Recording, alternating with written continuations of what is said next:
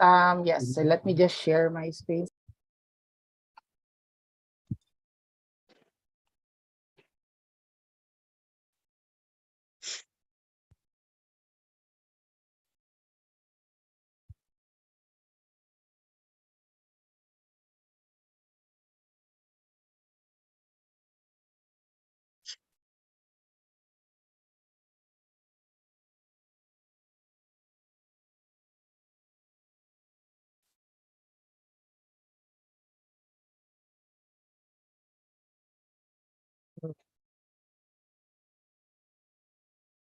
Yes, I'm back. Let me just share my screen, Doc Ben.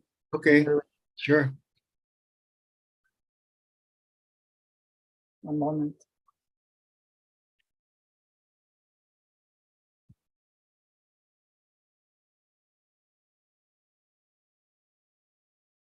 Yes, go ahead, Doc Ben. Okay. Are we ready to start? Yes, Doc Ben. Yes, you Okay. can start now, Doc Ben. Thank you very much. So good afternoon to everyone. Welcome to the graduation exercises of the training course on social data economy as an alternative pathway to sustainable development. So without much further ado, let me start this exercise by welcoming everybody. And I'd like now to call on Dr. Eri Trinorini, the chair of ASEC, to give her welcome remarks. Dr. Eri, please. Okay. Good afternoon, the SSE online training participants, resource persons, organizer, and other participants that I cannot mention here.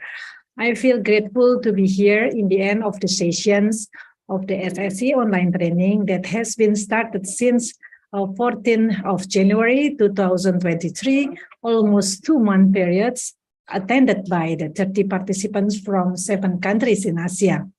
Finally, we are in the end of the training, and I would like to convey my highly appreciations to all the participants that has been seriously participating this online training. Work hard with the Dakila platform, reading the modules, doing the homework, sharing during the harmonizations, and so many things. It shows the high degree of the motivations of the participants to learn the SSE, and I am proud of it. The social solidarity economy is a genuine economic system of the human being, which is living in the collective society. Peter Yuting defines SSE as a collective actions in the productions of goods and services by communities, associations, and social enterprise. I'm sure that you know all better than me now. But with the value of the SSE, we believe that it can accelerate the achievement of sustainable development goals in 2030. Is the better word an utopia? No, I think no. With the SSE, we have the system and tools to reach it. Vic Van Vuren, the chair of the United Nations Task Force for SSE, said that we need a creative way to drive the transformations. I hope that after this training, all the participants can make the knowledge, can make it useful, the knowledge, and practicing it in the daily life, in the family, in the organizations, in the business, and in policy advocacy. I would like to thank to the resource persons that I cannot mention it here name by name, among others, Benjamin Quinenes, the founder of ASEC, who continuously encouraging us to promote the SSE. Thanks as well to Philippine SSE Network for very good coordinations, and then particularly for Rosalinda and all the team. And thanks as well to the organizer, Vincent, who worked hard to organize this training. Let us give applause to them. Finally, as a chair of ASEC, I would like to thank to the University of the Philippine Center for Women's and Gender Studies under the leaderships of Ms. Natalie Verceles for the good cooperations with the ASEC, ASEAN Solidarity Economic Council. These collaborations will be written in the gold ink in the history of ASEC as the first SSE training held by the CSO in Asia. Yes, yes. And I would like as well, the last, to apologize for any inconvenience might be occurred during the training, including using your valuable family time on Saturday. May God bless you. Thank you. Back to you, Ben. Thank you, Dr. Eri. I'd just like to mention very shortly that Dr. Eri has made mention that she has been invited by the Catholic Parahianan University in Bandung to present the SSE lectures. So already we are having feedback, about this SSE, and no less than our chair is leading the way. Thank you very much, Dr. Eri. Now, let me just call now on Dr. Nancy Verceles, Director of UP College of Work and Center of Women Gender Studies, and also one of our main resource persons to deliver her welcome remarks. Dr. Nancy, please. Thank you very much, Dr. Ben. Magandang hapon po sa ating lahat. Good afternoon, everyone. It's my pleasure to welcome all of you to the closing ceremony of our online training course, Social Solidarity Economy as an Alternative Pathway to Sustainable Development. This is the culminating activity of several weeks of enhancing our capacities on SSE, beginning with an introduction to social solidarity economy and ending with SSE and social movements focus on fair trade. We are delighted that we were able to maximize the Dakila online learning platform for this training, not in the least because we were able to accommodate several overseas participants. We hope that you found the Dakila platform effective in terms of achieving your learning objectives. Together with the synchronous Zoom sessions, we have sought to make the best of available online technology. It is also our hope that through this course, we have all gained an appreciation of the social solidarity economy, particularly after a pandemic, which has made us all realize the urgency of building back better. Our mainstream economic practices have led to a devastating loss of income and employment, particularly for the most marginalized sectors. SSE organizations worldwide have risen to the occasion and provided succor to these workers. And we know that it is only a social solidarity economy that can guarantee equitable resilience for all in the face of any crisis. This course has also underscored that it is vital that gender is embedded in both SSE theory and practice. We called for the use of a strong gender perspective, one that not only entails an examination of unequal gender relations, but also their transformation through interventions that promote women's empowerment, gender justice, and gender equality. We highlighted that women's needs go beyond their practical gender needs, such as livelihood and income, and vitally include their strategic gender interests, again, of women's empowerment, gender justice, and gender equality. The latter are anchored on critical consciousness raising on their rights as women and workers, and capacity building on organizing, networking, lobbying, advocacy, social protection, occupational safety and health, among many others. We also emphasize the use of an intersectional approach, which necessitates an acute sensitivity to the needs and interests that arise from other subordinated identities, such as those based on class, race, ethnicity, religion, ability or disability, age, SOGI, etc. Given the persistence of poverty and inequality, we must transform our economic system and practices and make them more compassionate, humane, and responsive to the issues of social injustice, actualizing socioeconomic development that leaves no one behind entails a deep and lasting change in people's consciousness, attitudes, and behaviors. Thus, we ask that you utilize what you have learned in this course in your work, and together with us, please continue to advocate for a solidarity a social solidarity economy that is feminist. We thank all of you very much for participating in this training. We are certain it was not easy given the many other competing demands on your time and energy. Congratulations, mainit na pagbati po. Maraming salamat at magandang hapon po sa lahat. Thank you very much and good afternoon. Dr. Ben, I have a message also from our OIC at the UP Center for Women's and Gender Studies. Now, please allow me. Yes, po. Yes, please go on, Dr. Nancy. Thank you, Dr. Ben. Now, please allow me to read the message of Dr. Marby Villaseran, who is the officer in charge of the UP Center for Women's and Gender Studies. I ended my term last February 28th. Good afternoon. I apologize for not being able to join you virtually due to a previous commitment. On behalf of the UP Center for Women's and Gender Studies, I would like to extend our heartfelt gratitude for your active participation in this online training on the social and solidarity economy. It has been an honor to have you all here virtually with us, sharing your ideas and experiences on this very vital topic.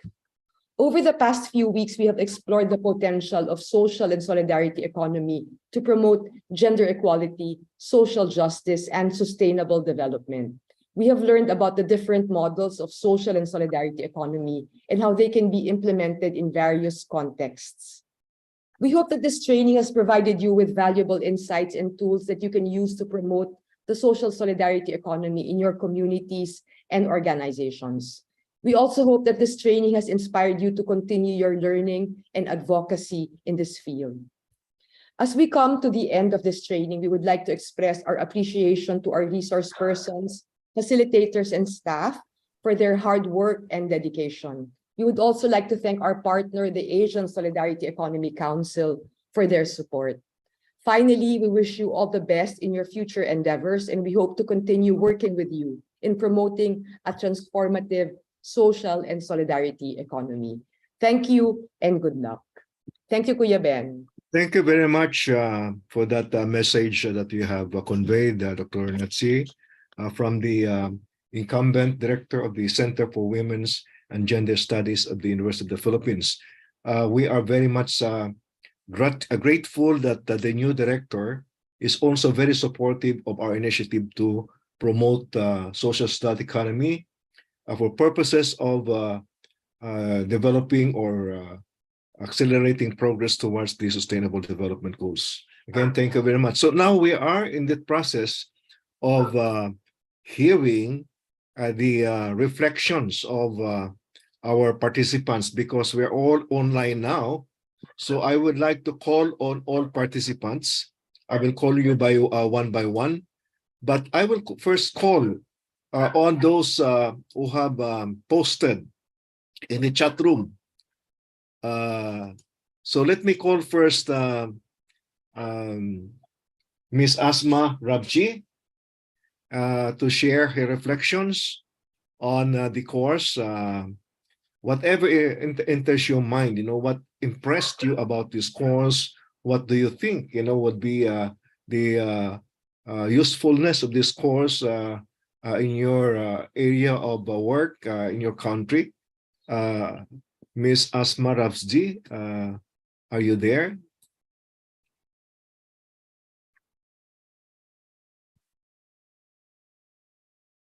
Sorry, I'm there.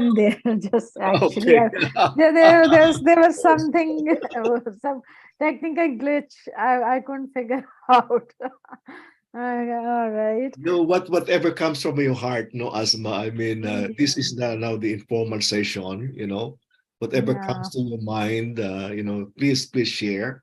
Yeah, Maybe thank you. inspire, other people, other participants. Please, Asma. Thank you so much. And first of all, I would like to thank all the resource persons. They were great, and I really learned a lot.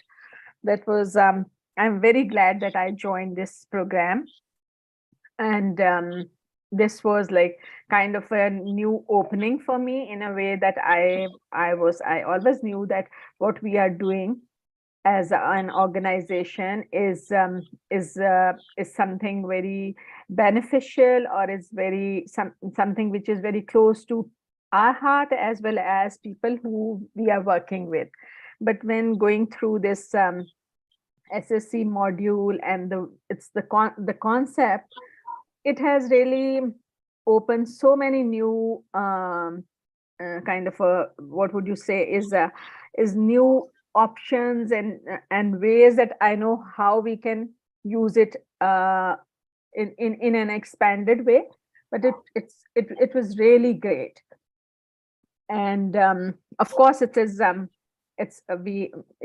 people centric, and it is for the collective benefit. And when I look at it, and it really resonates with our philosophy also. But there are certain challenges as well, which in a country like Pakistan, we and as women, I'm working with women, and for women economic empowerment, it's very difficult for them to come together and then operate or run a business as a collective, because they are doing at a certain level, but taking it to a scale is very difficult. And with the SSE approach, I think that when the other like if wish we could raise more awareness about it and get more people on board. And there are people who are working there in little pockets, like there are few women, there are few groups, but they are doing well at their own level, but somehow they are not seen, and they are not they cannot, I mean, they're unable to make an impact, the great I mean, it's the business is not at the scale, but of course it's helping them. They are coming together, they are opening up, their venues opening up. So hopefully we will be able to raise more awareness. And in my organization also, we are also planning to have this session.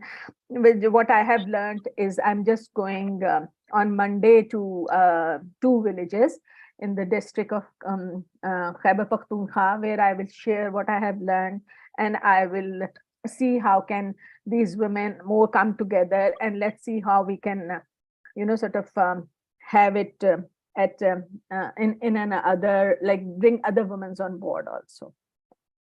So that's it. Thank you so much.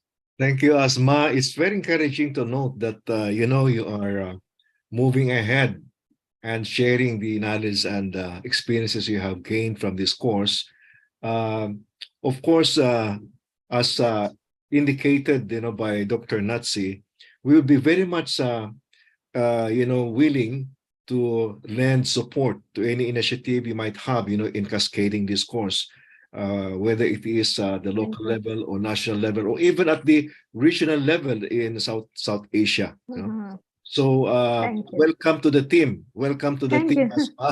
Thank you so much. Thank you so much. And we hope that will continue to correspond with you, because you see, sure, we really need, we really need people like you who can help in advocating and promoting this initiative. Especially because 2030 is getting near, and all the nations are now looking for ways to accelerate progress towards the sustainable development goals, and SSE has a lot to contribute to this process. So thank you very much, Asma. Thank you. Now I'd like to call on William from Kuching. Is it from Kuching, William? Yeah, from Kuching. William, can you share your reflections, please? Can you hear my voice? Okay. Yeah, but yeah, we can hear you. Okay. Sorry, But it's not clear, William. Your audio is clear, not. Okay. How about now? William, can you please try to adjust the volume on the computer that you're using? Increase the volume. Is it clear? I think that the sound is it's not. Okay. It's not. I mean, it looks like it's enclosed within whatever device you're using, right? Hello. Yeah, that's better. Yeah, it's better. Okay, because my camera is at my keyboard, so I will look. I will look at the screen. So, first of all, I want to thank the organizer and the resource person that involved, and I follow all the YouTube. I mean the recorded session in YouTube. So as a trainee, I'm impressed by the SSE program comprehensive approach to long-term economic development. The program I see is emphasized on promoting social and solidarity practices, which aim to create a more equitable and just economy by empowering marginalized communities, especially we're working on the indigenous people. In general, I believe that this program will have enormous potential to significantly contribute to sustainable development. However, I recognize that the success of this SSE program actually is dependent on the commitment and engagement of all stakeholders, government, civil society organization, the private sector, and local community. These stakeholders need to collaborate to develop the legal and regulatory frameworks that we learned until today, where we can support this initiative. And overall, I believe that this program promising approach to long-term economic development that deserve more attention and support. And I believe with the right mix of policy, partnership, and even investment, this program can help to build a more inclusive, equitable, and sustainable future for all. I think that sorry, I'm reading the text that I do so that I'm not moving here and there. Yeah, that's my view. Thank you very much, William. Again, like what you have mentioned, really this initiative, social solidarity economy, can only succeed if we collaborate with one another, the stakeholders, from the public sector, private sector, and the civil society sector could come together. And of course, our role, as those who have already taken some knowledge, and experience in SSE, will be instrumental in pushing for this unifying all the stakeholders. So welcome to the team, William. Please consider yourself part of the team, and we'll be very much interested and willing to collaborate with you if you have some initiatives to take in terms of offering or organizing a seminar or whatever, just let us know, and we can support you in this initiative. So thank you, William, for your reflections. I would now like to call on Ms. Jaira Hardiyante. Jaira, are you there?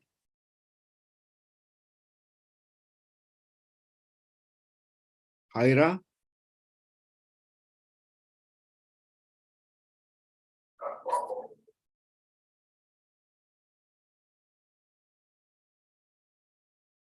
Okay, Jaira is not around yet. Let me call on B. Sorkipli. Miss B. Sorkipli, are you there? Yes, I am here. Please, yes, thank you. Thank you. Wait, Miss B, please. Thank you, Dr. Ben. First of all, same as others, I would like to thank everyone, the resource person, Vince especially, who keep on answering all my questions whenever I text him. And of course, one of it to Dr. Ben, yourself, that advising on the questionnaire that you sent before, because SSE is something new for me, which is I didn't realize all this while when I was working with the community. Actually, most of my work are SSE. So helping me out, putting out the words in the questionnaire, proper sentence on how is Malaysian Youth Council is related to SSE. And for your information with this course, since this is a new year, 2023, so most of my proposal, I will implement, I'm putting it part of my proposals. SSE, the dimension, even the whatever principles is related to SSE, because as I mentioned to you, this is not something we're familiar in Malaysia to use the term, the SSE terms. And I also happy each time that I went for pitching or presentation or whenever I meet new people, sharing on what actually we're working with currently, I will put SSE first. So automatically they was like, what is social solidarity? They find it like this is something a new term. So I was so happy to explain about it. So thank you so much, everyone. So this is a very good chance for me. At the same time, it's a individual effort to advocate about SSE from my part and introducing it to the whole team of Malaysian Youth Council to put it in most of our proposal or activities and as part in supporting SSE. Thank you. Thank you, B. That is very encouraging to hear from you, your personal initiative, B, that you're putting this in the agenda program of the National Youth Council of Malaysia. Let me just reiterate again, our interest and willingness to collaborate with you. And mind you, if there are courses that will be offered again by ASEC in the future, similar courses, we will be inviting those, of you who have participated and graduated from this course to share your experiences. So it is really a kind of working together, helping one another, in pushing and promoting this initiative. And hopefully in the process of our advocacy, there will be people, who get interested from different walks of life so that they will also, like B, open their eyes that what they're doing really is something that is needed, for developing a new paradigm and for pushing, the development and towards sustainable development goals. Again, thank you very much, Ms. B.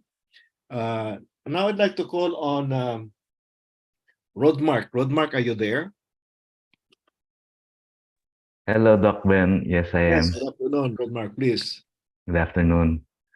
Yeah, first of all, thank you very much and good afternoon to everyone. And congratulations to everyone on this day. No, I wrote a little something because I wanted to make sure I was able to capture my complete thoughts about this last few weeks spent on this course.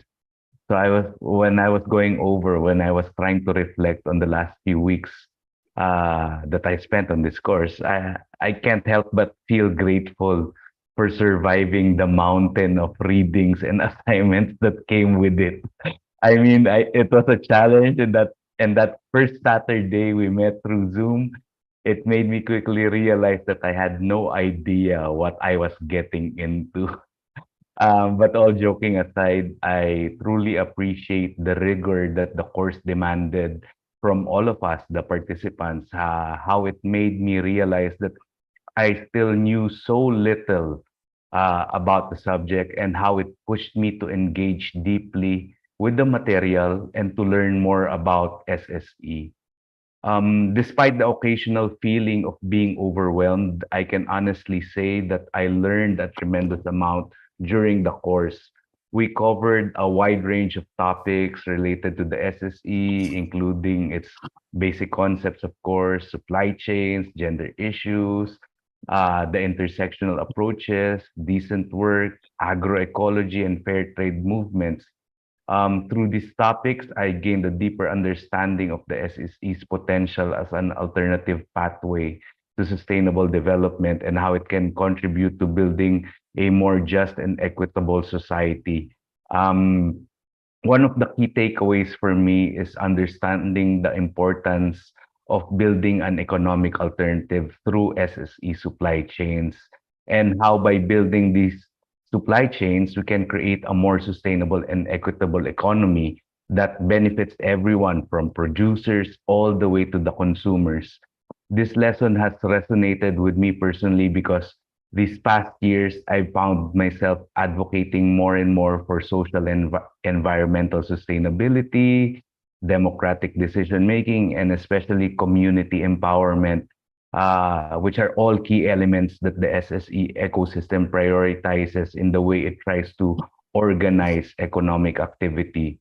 I appreciate very much the learnings about the importance of having, as Dr. Natsi had mentioned in her introduction, an intersectional approach for coming up with solutions to address the societal and environmental issues, and the inclusion of basic gender and SOGSE concepts in the context of the social solidarity economy. By recognizing the intersectionality of oppression, we can create more inclusive and equitable SSE initiatives that address the unique needs and experiences of different groups of people, especially the unserved, the underserved, and the marginalized. I am particularly grateful for learning about gender issues and gender mainstreaming in SSE, which I think are crucial not only for promoting gender equality, but also for empowering women throughout the SSE ecosystem. As a social entrepreneur, this course has inspired me to learn more about the SSE and how I can apply its principles in my own work. I am particularly interested in exploring SSE supply chains and how they can contribute to building more sustainable and equitable economies. I also realized that I need to learn more about how to apply an intersectional approach and be better in promoting a gender perspective in my work, as I humbly accept the fact that I need to give more effort and intentionality on this front. Despite the challenges, I'm also very much grateful for the opportunity to learn from the session speakers, all the lecturers, the great mentors, and of course, my fellow students. Your knowledge, your experiences, and the perspectives that you shared have enriched my own learning and have inspired me to think more deeply about the SSE and its application in my world and in my work. Special shout out to Sir Vince and all those who've worked in the background to make this course a success. Thank you very much. Your passion for the SSE have inspired me to learn more and to do more in my own social enterprise. Thank you for sharing your insights and for creating a space for us to learn and grow together. I really look forward to continuing this journey and to contributing to the SSE movement however way I can. Again, to all the hardworking folks behind the scenes who made this course a reality, to all the mentors who shared their expertise, and to my fellow participants who survived the avalanche of readings and assignments, I tip my hat to you all. Truly, you are all great inspirations. Here's to the challenges that push us to learn more and to the opportunities that allow us to grow and contribute to the SSE movement. One day, hopefully, in our lifetime, the entire world can fully experience the fruits of all these labors. I wish you all well and may our paths cross again. Thank you all very much and may all the wonderful and amazing impact that you're doing in this world continue to grow. Thank you very much. Thank you, Rod Mark, for those very inspiring words and encouraging us, to move on. Really, in this kind of endeavor, sometimes there is a need, to pause from our actions and reflect on the approaches that we are adapting in order to develop communities. And so thank you very much, for the sharing that you have made insofar as also making your commitment, to continue to do something in order that, you can make use of the knowledge experiences you have gained from the course. And of course, again, I'd like to welcome you to the team. As Dr. Natsi has indicated, also Dr.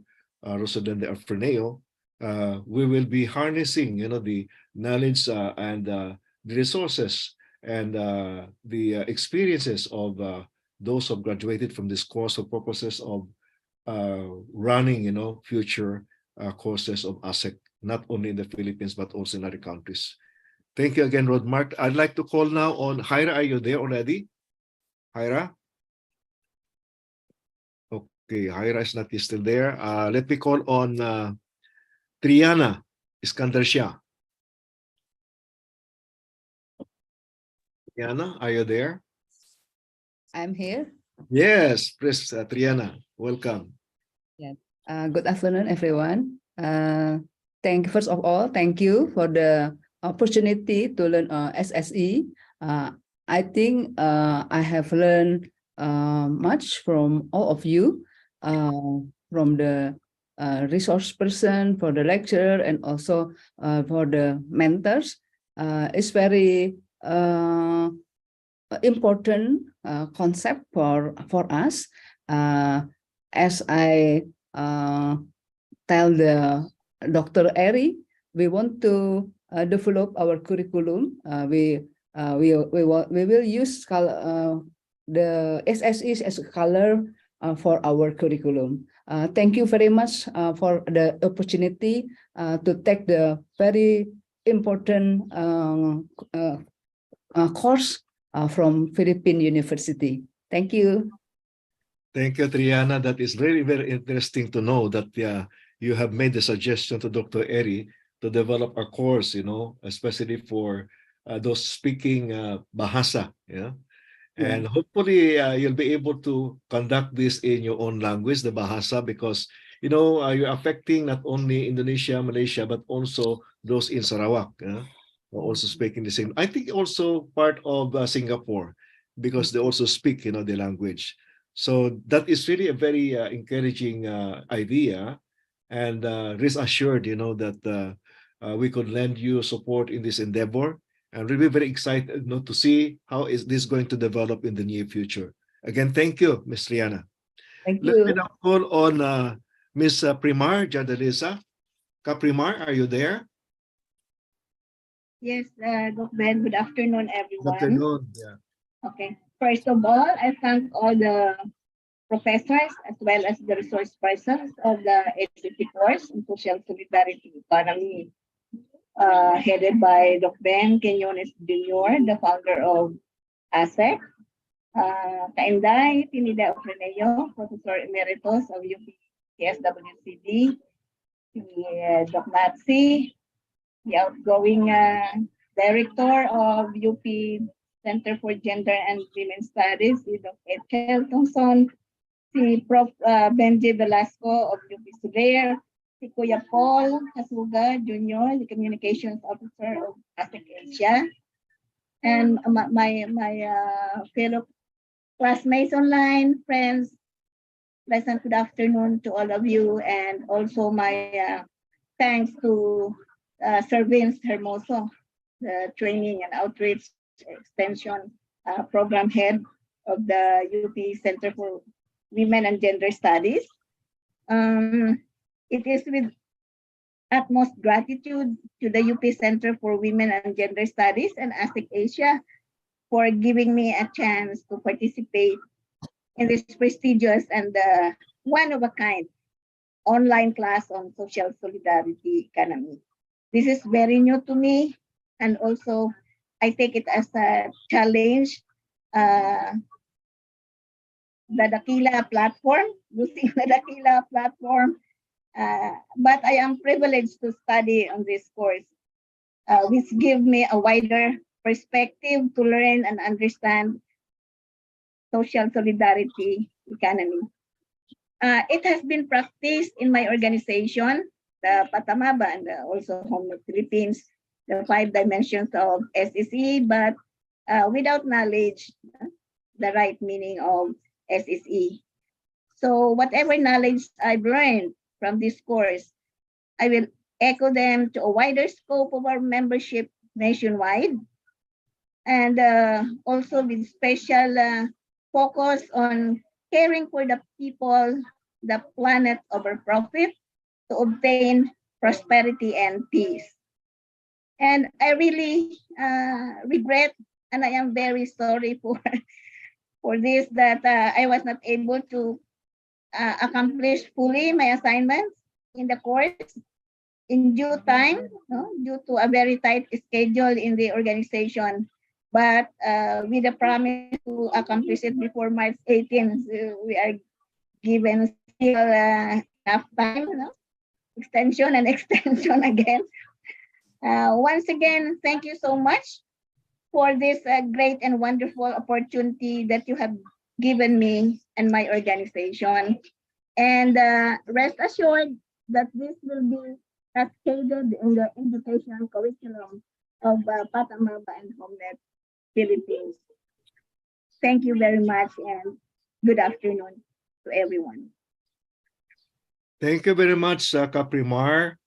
Now, I'm really, very much inspired not to hear Kaprimar saying that she will take initiative steps to cascade this course, to Patamaba nationwide. Rest assured, Kaprimar, if you are going to take that initiative, we will be with you. We will lend our support to you, because Thank you so much, that's sir. what one thing that we really want to do, to really involve, as many women, groups in the Philippines as possible. So thank you for that idea, Kaprimar. Let me now call Yes, on. Doc Ben. Thank you so much. Let me now call on Tiago. Are you there, Tiago?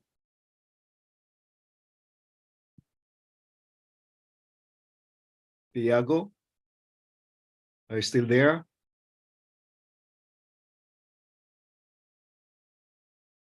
How about Soraya Bujang? Soraya? Yeah, Yeah, please, Soraya. okay.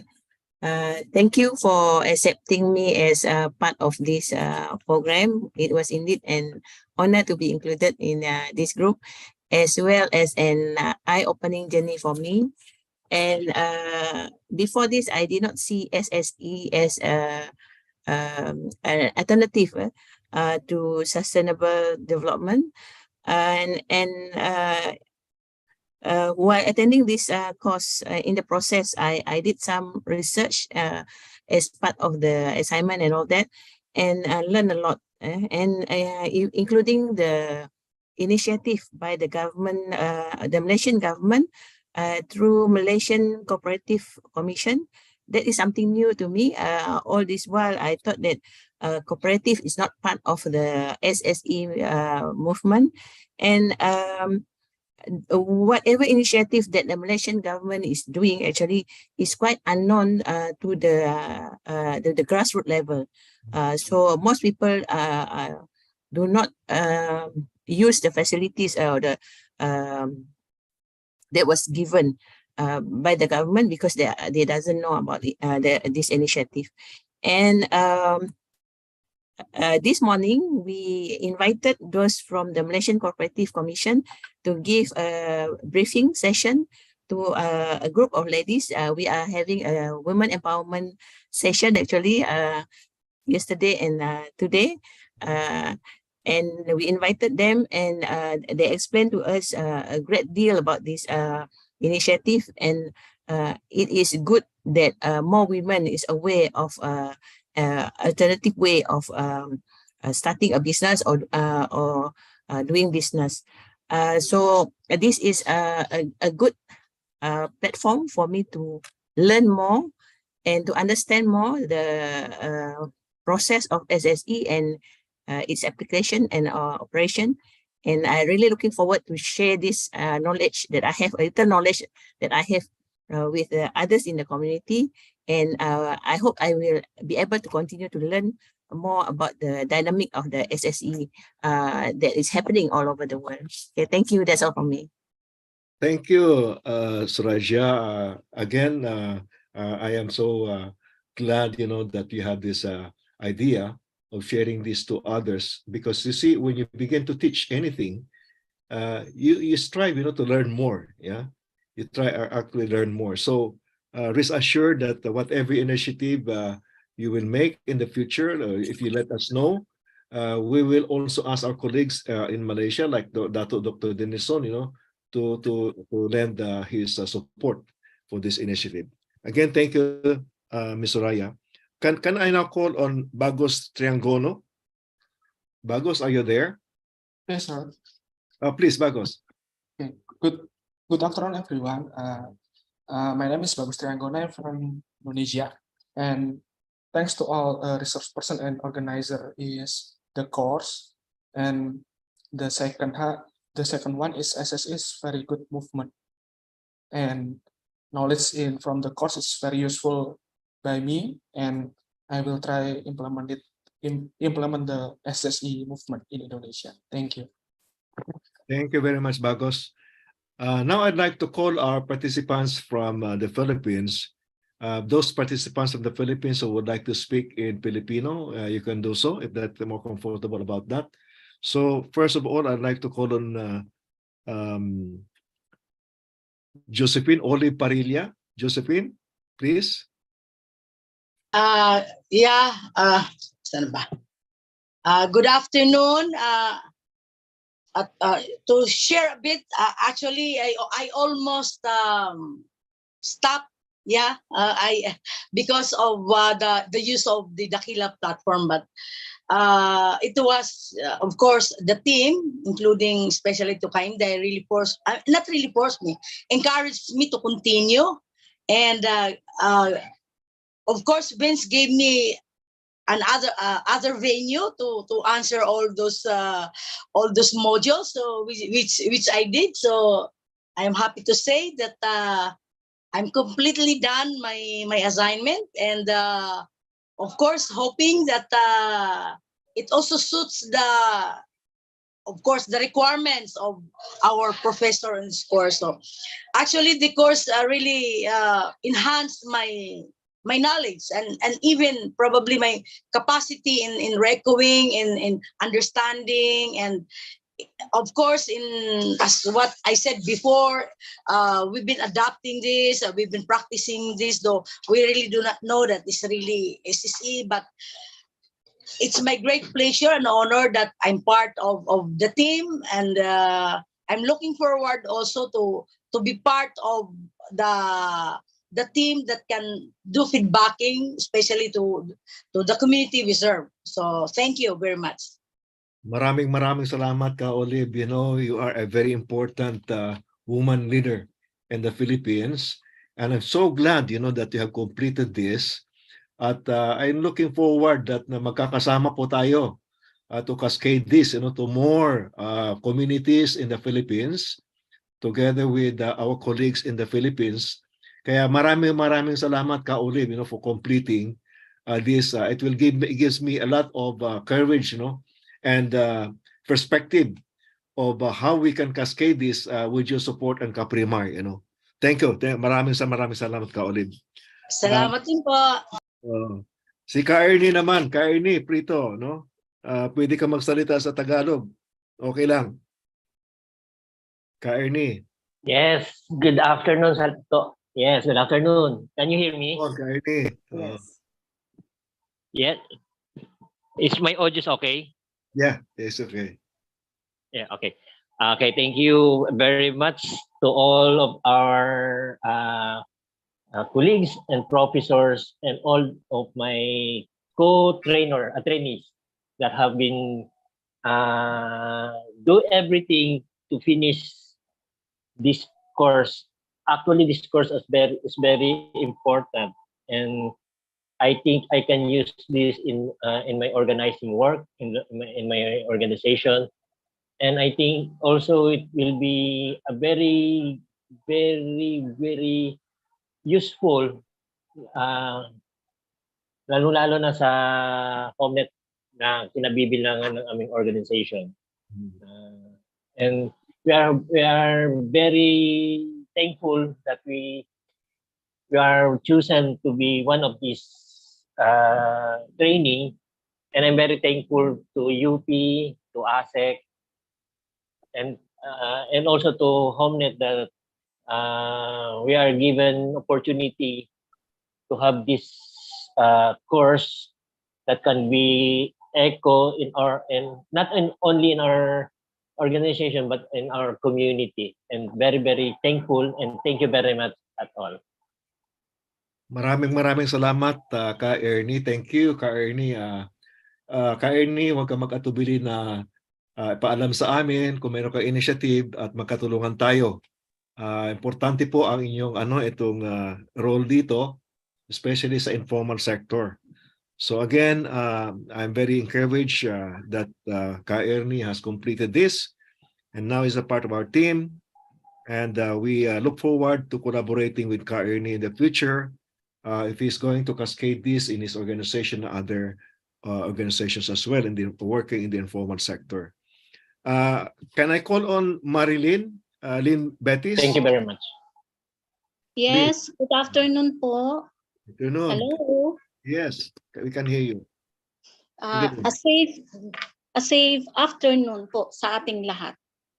Okay? As I was attentively listening and understanding the course, I've come to realize that our organization has been doing some of the ways on how to start a business.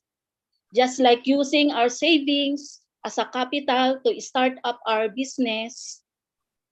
On the other hand, I have learned and reflected in this course that that we should also use our profit to keep the business rolling. Through this, we should not stick to one product and use the income in expanding our business, and we should think of other products to sell, as this will help us in generating more income for our business. And I also realized that monthly meetings is an essential tool to keep the organization working and for us to always remember the goal that we are aiming for before starting the business.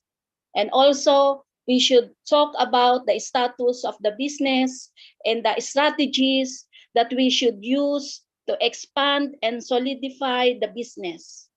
With the help of this course, I have come into realization that the things I have said wouldn't be possible if our organization won't have a concrete business plan that would serve as our guide during the process of starting the business. And of course, in behalf of, naiyak ako, in behalf of our organizations, Lakas, we thank you all for very informative and learnings on this SSE.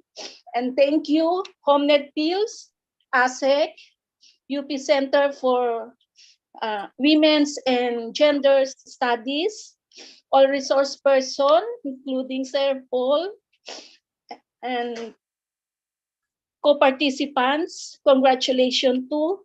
And of course, Mr. Vince Hermoso for the Dakila platform. Actually, nung una nahirapan ako, pero at last, nagawa ko din. Mabuhay po tayong lahat. Salamat po. Mabuhay po kayo, Kalin Betis. Maraming salamat for completing this. You are a established leader po sa inyong larangan, at we will be very glad if you can take the initiative of hosting, organizing a course para sa ganun mas marami po ang makaka-benefit sa course na ito. Rest assured, Kalin, we will be working closely with you in this endeavor. Maraming salamat again, Kalin. Hera is back, Benjamin. Oh, Hera. Yeah. Hera, are you there? Can you share your reflections? Yes, thank you. And I'm sorry. I'm so sorry. I was in other meeting, and then yes. I thought it will be finished at 1, but it's long 1 hour after.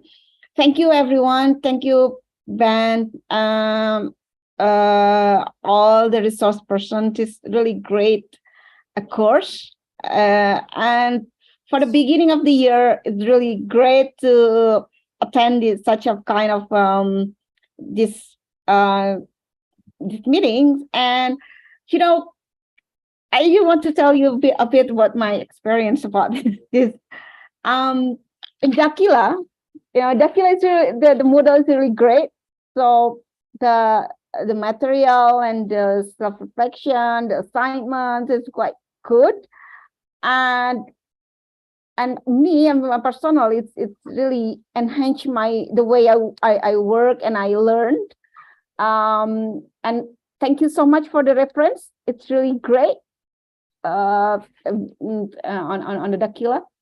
And I hope there will be another course, like advanced course, maybe for the next step. I think it will be great.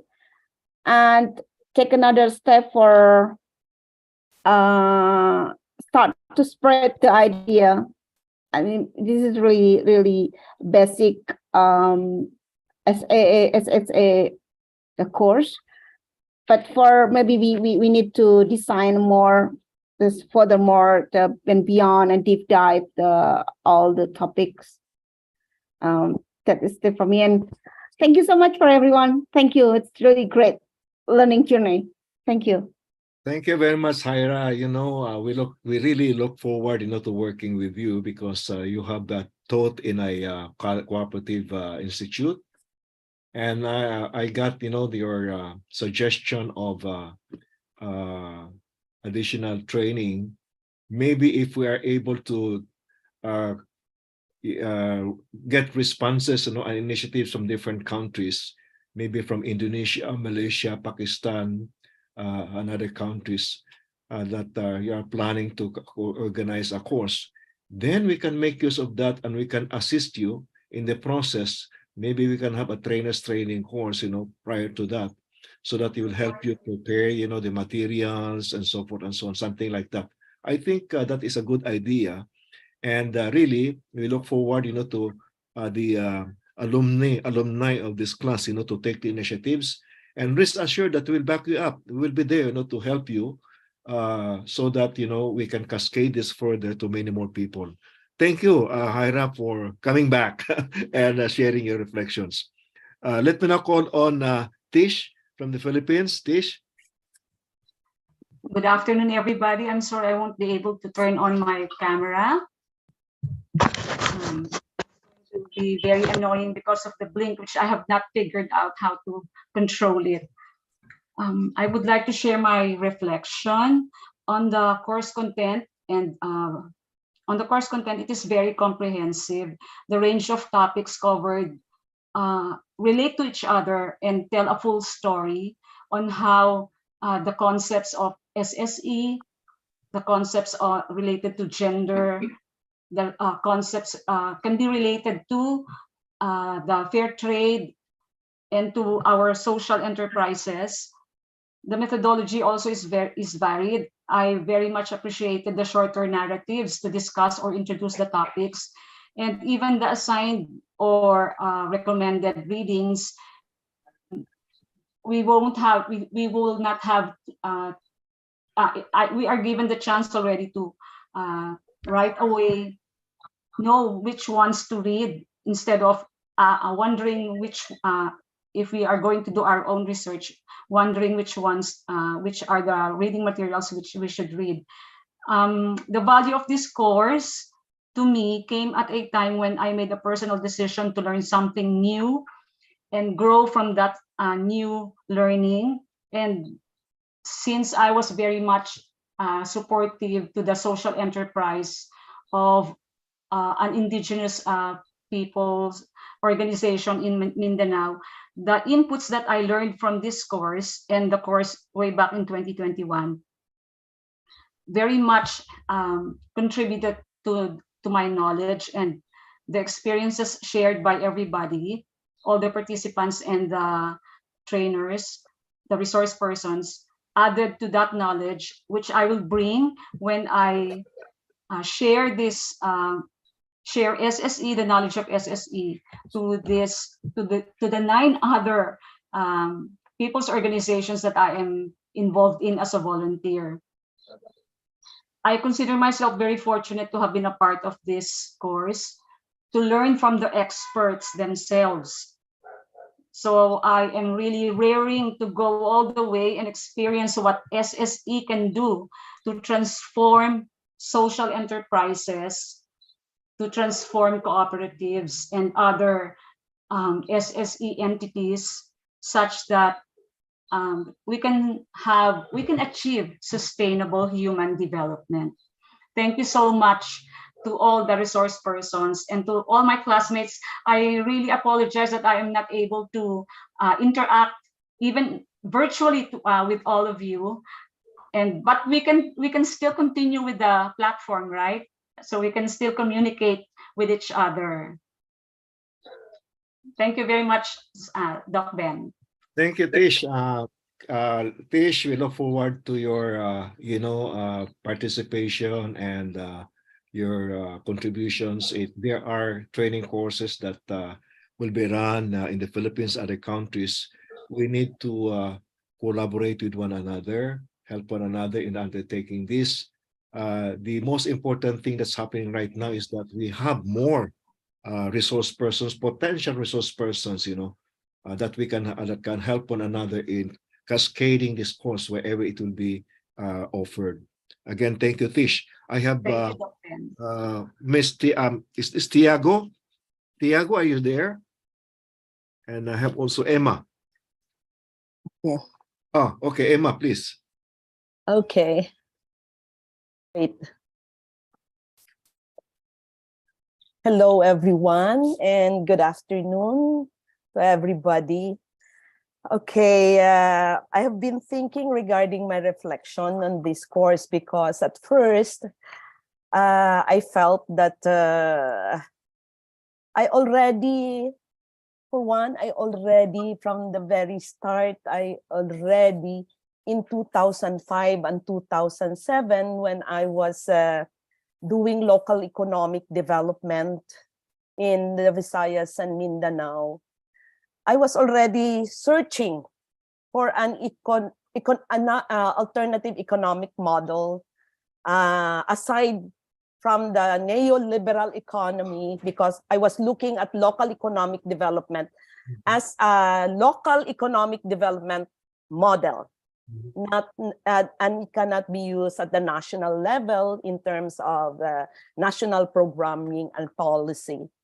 But that is one of my take out of this course, because I think it can, local economic development with SSE as a strategy for implementing it can now we can move it at the national level as an alternative economic model for development, even the national level. So at first I was about to say to IRDF that can I get out of the course, because it was our executive director who asked me to go to enroll, and they will pay for the whatever is needed. And I was saying,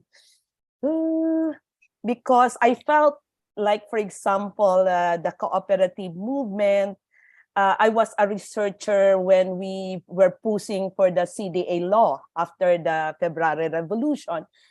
And so in a sense, I already know about Mondragon, because that is one of the we inventoried successful, as well as those who failed at the local level in the Philippines, as well as at the international level, different types of cooperatives and the movement.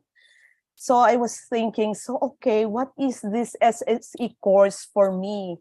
And I said, okay, I will use this SSE course as an antidote for my workaholism in the project that I am coordinating with at the moment, which I find I'm already reaching my burnt out because of the challenges in the area. So I said, okay, I will make this SSE course as my resting, instead of the Korean novela to forget about the I will use this SSE course to again network at the national level, because that is one of the things that I stopped doing to see what is happening at the national level, the programming level.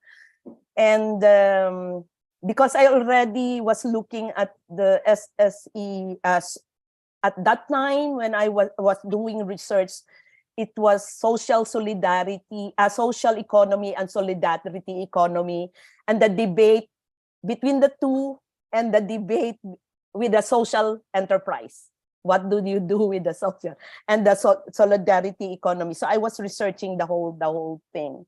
So like the courses that the references, I already read it. So I was just going through, reminding myself. It's like a review. And like the upland marketing, I was approached in 1996 to be a consultant, or because a friend of mine was in the marketing of the upland marketing group and the upland. So, and I was thankful for attending this, to continue instead of dropping out, to continue even though I was deleted from the Dakila platform 2 weeks before the ending. And I had a hard time getting into it again, but I was very thankful because I learned a lot from my classmates, for the different, and so I would like to give you the insight and the gain I got from this course is this. Basically, it validated and reinforced to my beliefs, ideas, and experience in my 40 years experience in doing, I call it community enterprise organizing with the strategy of SME development, micro SME development as the strategy for community enterprise organizing. So, all my thoughts, beliefs, and the principles that and insight was reinforced by this course, especially from the experiences from different countries and different areas. And number one insight is there should be an NGO entity that will assist the marginal sector in their economic activity. Without that, they will never be able.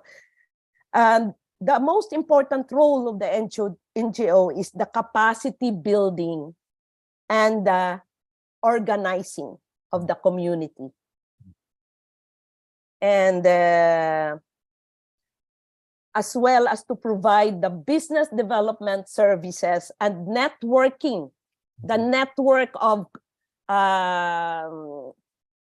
allies and collaborators for that given industry sector, to be able to sustain as well as to scale it up.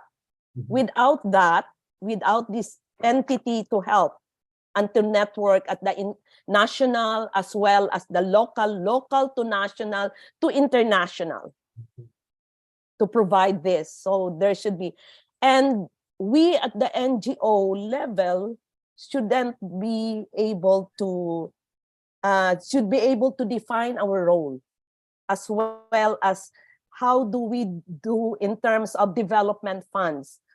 There should be a development fund for capacity building and organizing of community. And there should be an enterprise fund that should be returned back and paid back by that enterprise. It should not be a grant fund. We should know where the grant development fund is. Development fund, that's the grant fund. Even though the enterprise fund is a grant fund to the NGO, it should be used as an enterprise fund. It should go back to the NGO to sustain the NGO work, to be able to hire BDS entities to provide assistance to that economic activity initiative of the marginal sector. That's one. The importance of the NGO and the importance of assistance, that is not, and also the difference between a project and the economic activity. The marginal sector that is undertaking economic activity shouldn't call their initiative a project, because there is a different process and different definition of a project. It has an ending. The most important, it has an ending.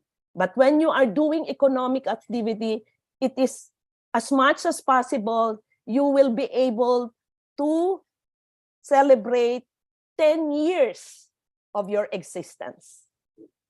As much as possible. That means you can now be sustainable.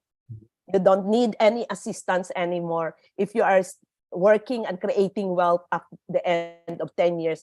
At the same time, able to achieve your social objective of community development and helping others. Okay, so that's one takeaway. The second takeaway is the importance of the LGU and the public sector to be able to sustain and engage the whole players in the economic activity in the locality. In the Philippines, at the municipal level, at the provincial level. The LGU is, and the other public sector is very, very important, and that is defined in the local economic development processes. So the importance of the LGU, I now able to situate SSE, but in a sense, we still need to define and to really move. Do we call SSE as a movement, like we defined the cooperative before as a movement, or is it a process, a model? Because that will be different, you know, different courses and different. Number 3 is that enterprise economic activities are important, very key to economic empowerment. And economic empowerment is very key in the community development as well as the social and political empowerment. Economic empowerment is very key because it creates wealth and the community is able to survive, and the players, the individual household players are able to survive the day-to-day, and they can plan the future and develop their, what I call entrepreneurial characteristics. And that is, when we're talking about entrepreneurial characteristics, which is very important in an economic activity to sustain the economic activity, then in the marginal sector, we are not starting from zero. We are starting from negative because of their culture of poverty. Because of their culture of poverty, they have a hard time, and it is very challenging for both the NGO and us and the players themselves, the marginal sector themselves, to get out of that culture of poverty and develop the entrepreneurial characteristics that is needed to sustain their economic activity. So that's one. And then number 4, the importance of cooperatives and the principles of cooperation and collaboration as the organization to sustain any economic activity. I don't know for the other countries, but in the Philippines, there are only 3 organizations that is engaged, that can engage into an economic, into an enterprise or into a business. That is single proprietorship, cooperative, and partnership or SEC registered corporation, SEC registered. There are only 3 associations. Yes, they can engage in economic activity, but they cannot scale it up. They cannot get the necessary permits. They cannot,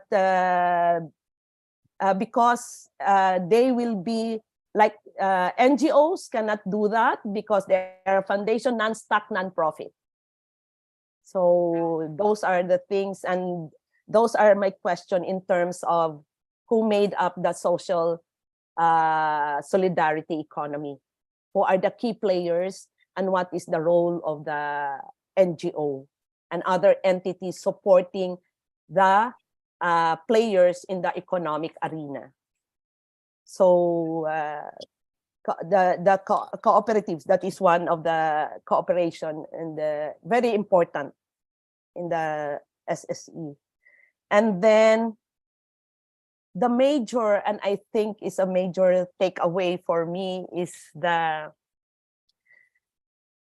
gender equity principles is very, very important in any social solidarity economy. And the social solidarity economy, if it is a movement, and I think I will lean towards a movement to feminize the economic sector of any society. And for me, that is a major, major takeaway and learning from the gender. I mean, if SSE becomes a movement to feminize, because basically the economic models, the economic development programs, the WTO are the business sector and the economic sector is very masculine. In the business world, they use price war. They use the war. It's basically the masculine. So they have a boardroom for the board, but they don't have for the cigar room where they can smoke room for the board members of any businesses, a corporation, but no nursery for the women executives, or for when they have this monthly cycle where they become weak, they become emotional, to at least, especially those who want to climb up the ladder in the business sector during your productive years, and you have children like from 1 to 7 years old, where they will just have sickness. They don't have that. And even the programs of ILO, the other women cannot attend seminar for 1 week because of that. So because they have to take care of the children, because that is how the feminine is. We are nurturing. That's why environment, the earth is called Mother Earth, because it's the nurturing. So, and I think we should have that gender in all environmental protection, environmental development plans, and move it. And I think the SSE as a movement to feminizing all those is a very, I think, very big contribution. And that is my major takeaway, 5 takeaways from this course. And I have some in terms of potentials. I don't want to go into the limitations as per Vince's email, that if we can provide the limitation and the potential, because I'm practicing in terms of assessment. I am practicing I discussed it with my Ma'am Inday, assessment using the it's as opposite to SWOT and appreciative inquiry.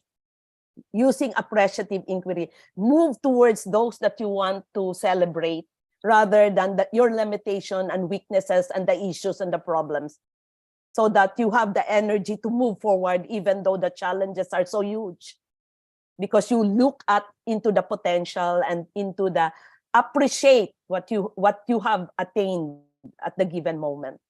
And so I will just given all the readings as well as the speakers for these courses, and even though I have not attended some, but I look into the recorded, the potential. One of the potential for the SSE, if we call it a movement, is the feminizing the economic modeling as well as the economic principles that we have, because it's very, very masculine. The business sector, the enterprise development sector, it's very, very masculine. So I think as the SSE movement that emphasizes cooperation, collaboration, and gender equality, the appreciation for the feminine energy will be a big contribution. And then the second potential is that not only in the Philippines, but also in other countries in Southeast Asia, we have a very rich experience on the ground of the economic initiatives and process, the detailed principle, the system, the process, the policies governing their economic activities. We have very, very rich. What we need is a research and put that in a framework, because all these initiatives, it's a very rich for mining lessons, mining concepts and principles that can work for the marginal sector. So this is a potential field, very, very, and also there are a lot of papers, and the number one thing there in terms of the rich experience is I find the supply chain perspective as very limiting, because the value chain analysis is very rich, and I think some of our experiences is already along the value chain analysis, which it looks at the players. The supply chains look at they look at the materials, the resources needed to deliver. But the value chain analysis look at the values. What do you value in this enterprise? Do you value profit? Or do you value your social contribution or your social objective? And Emma, it is not or. Can you wind down? Because Yes, we're okay. out of time. Yeah, I'm ending. And then the third potential is there. It is showing us the method, the experience that we have, the tools of a bottom-up approach to transformation of a system. If we can just raise this, that's the last part, because the 5 dimension of the SSE, it's from this, and but I would like to be able to the things that was shared by the participants and the experience of all from the different countries, as well as the experience of HomeNet and other groups here in the Philippines. If we can raise that at the concept and principles level, and others that we have to transform on or change. So that is those are the 3 potentials, and those are my insight, and I hope I am able to contribute to the SSE movement. Thank you, Emma. Thank you for that. It's like a thesis already. Anyway, I hope that Emma, you could cascade this in IRDF, and we're very much very interested to collaborate with you. Now, let me come, to the organizers of this course. Your reactions, your responses, to the reflections and recommendations. Let me start with Dr. Inday of Reneo. Dr. Inday. Oh, I didn't know we had to speak. But I'm very pleased share to your response. I'm very pleased to has everybody done his or her part? Tapos na, Ben? Yeah, tapos na. Oh. I think there are foreigners who have not baka we will lose time. I just want to say that I am so, in a way, rewarded by all your positive comments, and also spurred to further work by your suggestions for improvement. Because this is our first Oga, our first cascading, and then we sort of learn the ropes as we do this. And I am so amazed by the positive feedback and the commitment to also try and do a more advanced course. I read some of the volunteers in the group chat, and I'm supposed Dr. Natsi must be delirious regarding the impact of the gender sessions. No, I think it is also very life-changing for some of us here. So maybe we will learn more about feminist SSE in a half an hour or so. But I would just like to thank everyone for their because I read all the inputs in Dakila, and I am very inspired by the sharing. I learned a lot just reading what's in there. And I suppose if you have the time, you can look at the contributions of your co-trainees. And I'm very glad to find new friends and new fellow travelers in the SSE movement in this course. And it gives us renewed confidence that training is not a futile experience, as most people think. Training lang ng training, wala namang nangyayari. I hear that very often.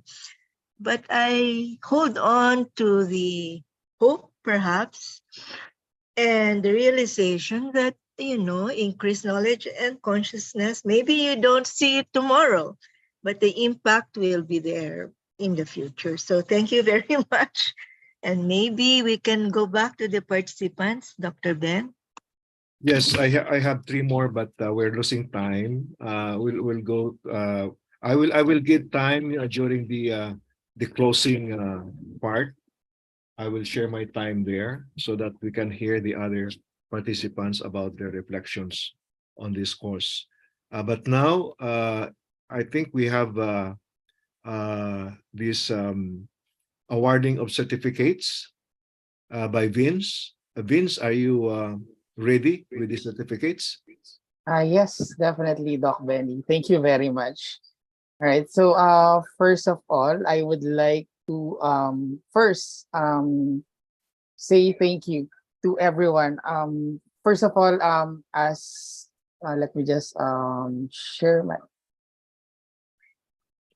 Okay, so first of all, as a feminist and as an inclusive education advocate, when I said yes to joining the team, I brought with me 101% of my patience and understanding, because I know that this is going to be a challenging course for everyone. And I am very much appreciative of every effort that we have outpoured in this process. Like I know that Ate Emma has lose her patience on me, but I would like to say sorry, because these are something that is really way beyond my control, especially if it comes from Dakila.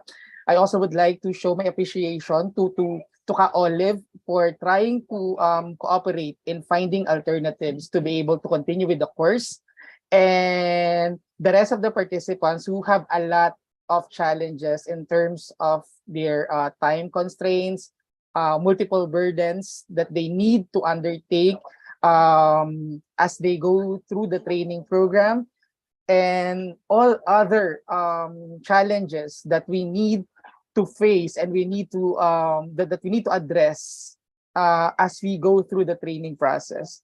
And I also would like to show my appreciation to Dr. Natsi Verceles. She's actually the outgoing director of the Center for Women's and Gender Studies.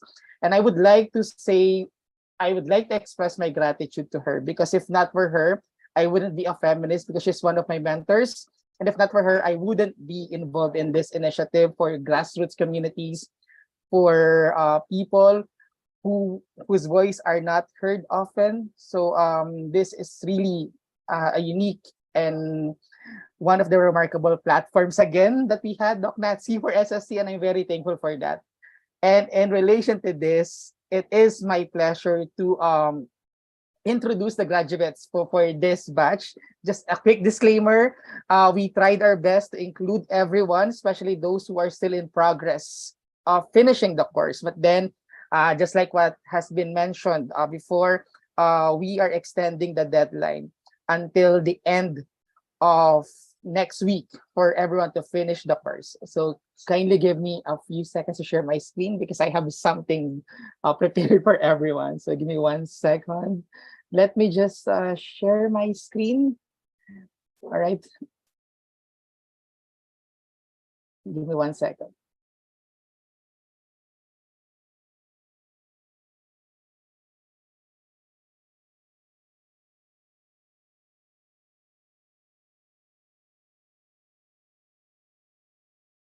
I hope you can hear the sound. I'm not sure if you can hear it, but I will try my best.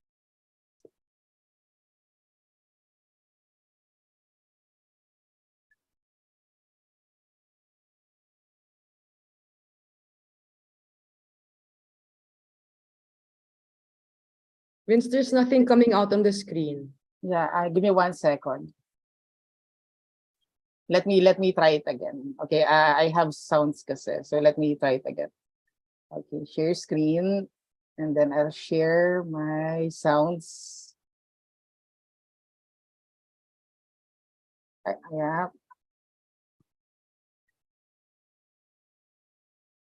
And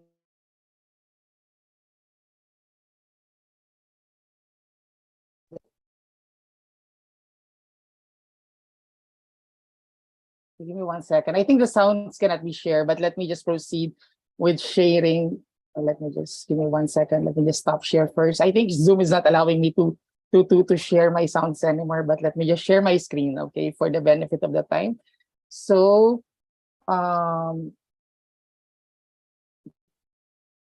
okay, let me go ahead. Oh my God, I'm not sure what's happening. Yeah, I think, can you hear the sound, Doc Natsy? Yes, yes, you can hear, you can Yeah. hear. So let me go ahead and proceed with the awarding of the certificates for the graduates of our online training on social solidarity economy as an alternative platform to sustainable development. Let me begin with Mahin Arif. If you see your name, you can take a photo of it. You can turn on your video and take a photo of yourself with your certificate. Okay, next, we have Kumera Aslam. And then we have Rodmark Lucy S. Bariga. We have Marilyn Betis.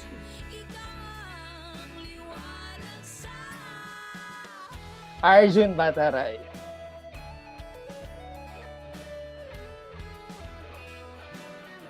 Suraya Bujang.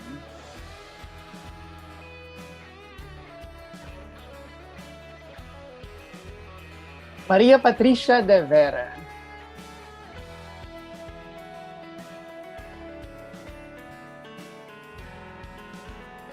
Kartigayan Gunasegaran.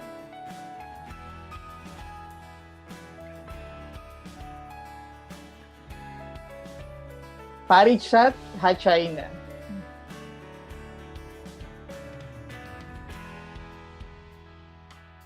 Haira Hardiyanti.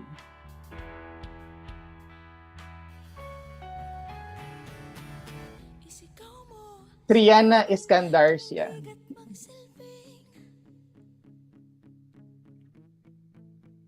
Sitifon Jaeng Prajak.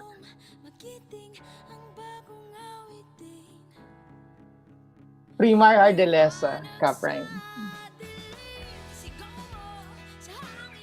Paniir Salvam Jayaraman.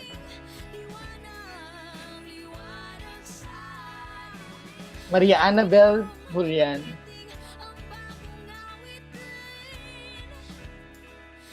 Lilian Alice Lopez. Zonia Narito, Kazoni. William Mangor.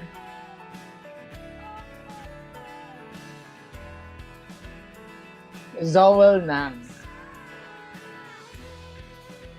Indrani P. Tereshingham.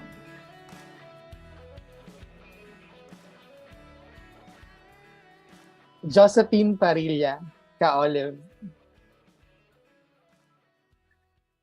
Trisanat Pansawat. Ernest Prieto. Asma Ravji.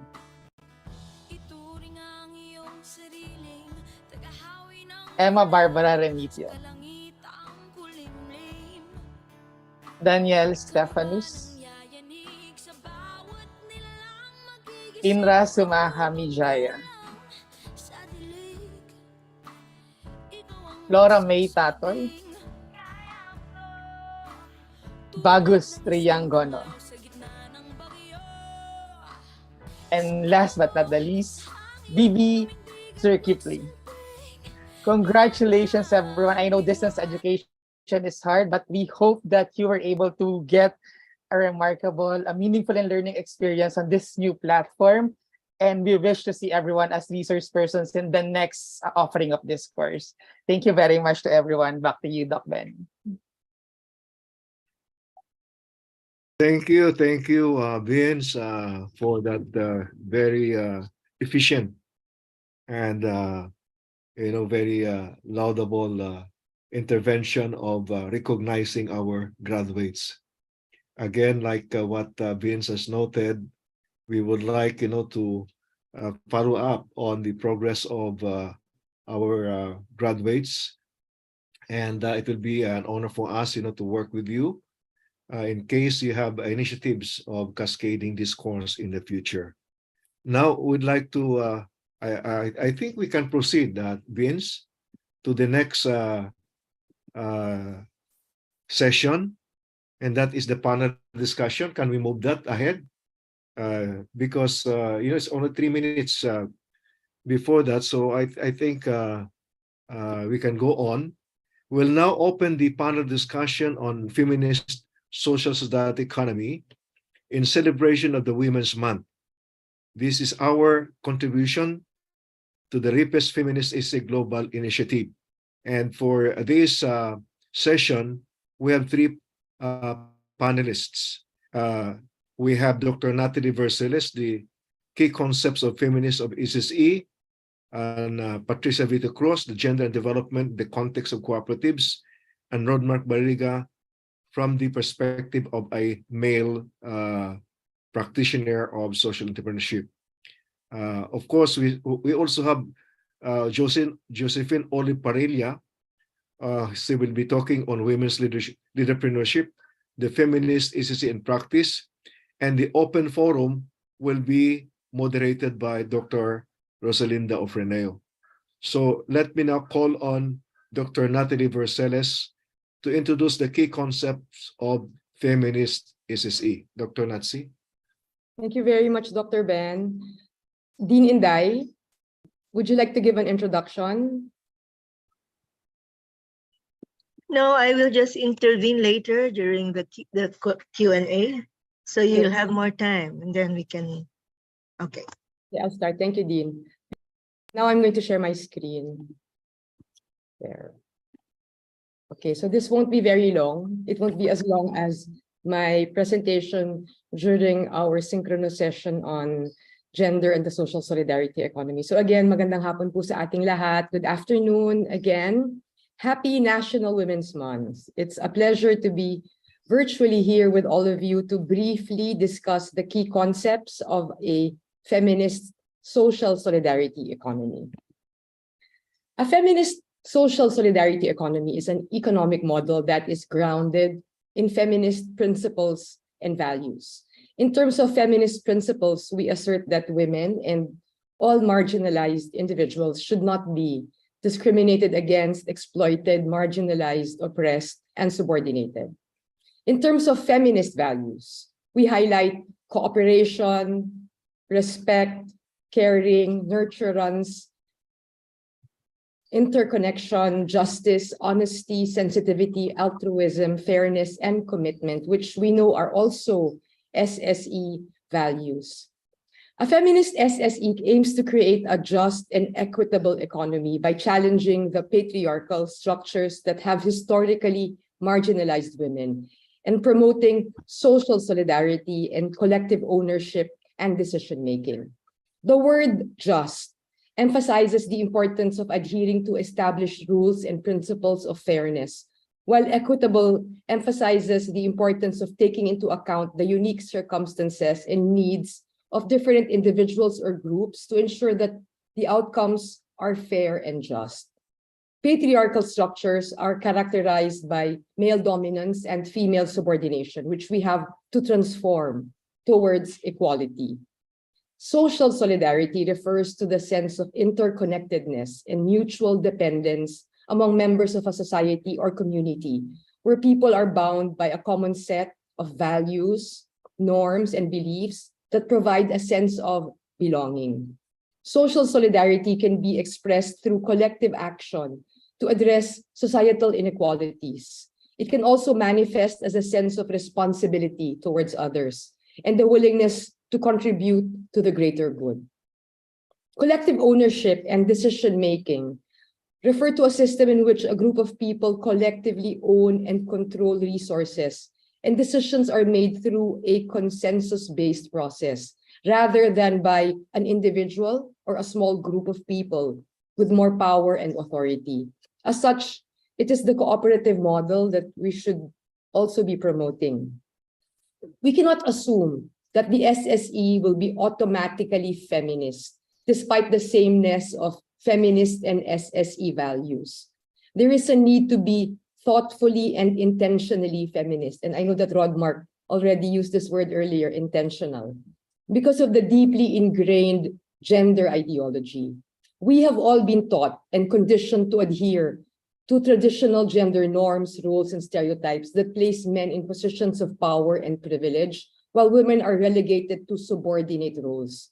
This socialization occurs through various institutions such as the family, media, education, religion, etc., and can produce long-lasting effects on individuals' beliefs and behaviors regarding gender. It contributes to the perpetuation of gender inequality and requires persistent efforts to challenge and change societal attitudes and practices. A feminist social solidarity economy seeks to transform the traditional capitalist model of the economy, which values individualism, competition, and profit maximization, and which we know are all contrary to feminist and SSE values. It prioritizes social justice, community empowerment, and sustainability, which are words that we've already been hearing repeatedly this afternoon. Social justice involves transforming the social, economic, and political structures that perpetuate inequality and discrimination. It is about ensuring that every member of society has the opportunity to achieve their full potential and is treated fairly and with dignity, regardless of their backgrounds or social identities. Social justice is a fundamental aspect of building a just and equitable society. Community empowerment is about giving people the power and resources they need to create positive change in their own lives and communities, and to work towards, again, a more just and equitable society.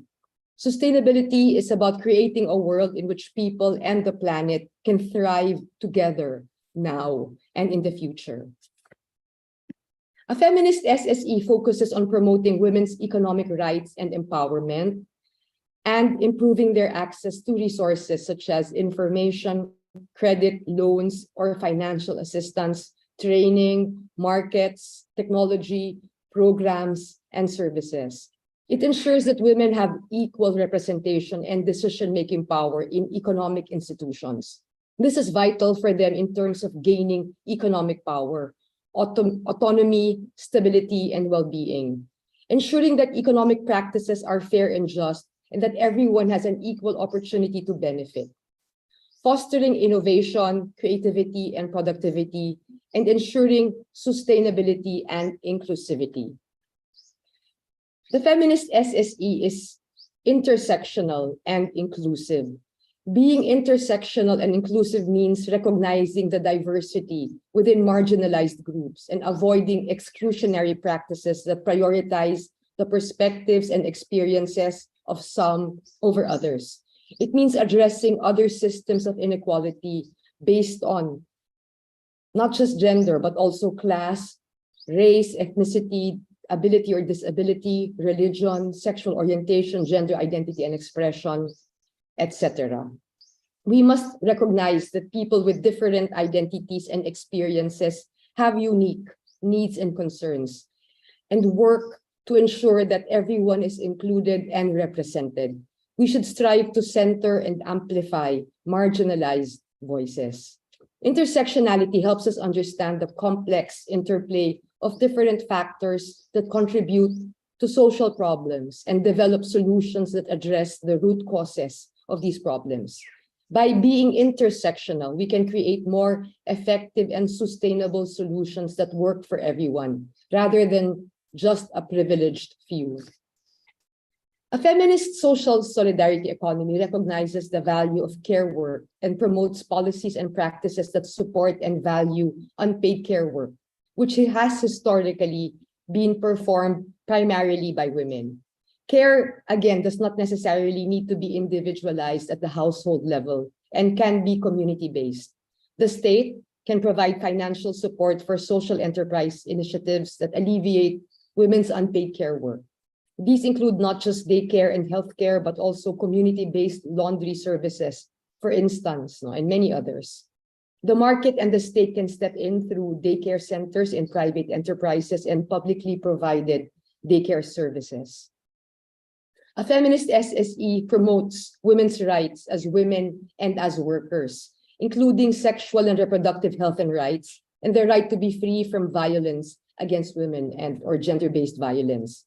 The latter are vital if we want to ensure women's full and active participation in the social solidarity economy. Thus, there must be critical consciousness raising on gender sensitivity, the gender and development approach to women's development, women's rights as women and workers, sexual and reproductive health and rights, and violence against women. There must also be capacity building on organizing, networking, lobbying, advocacy, social protection, occupational safety and health, etc., so that women can fight for their rights.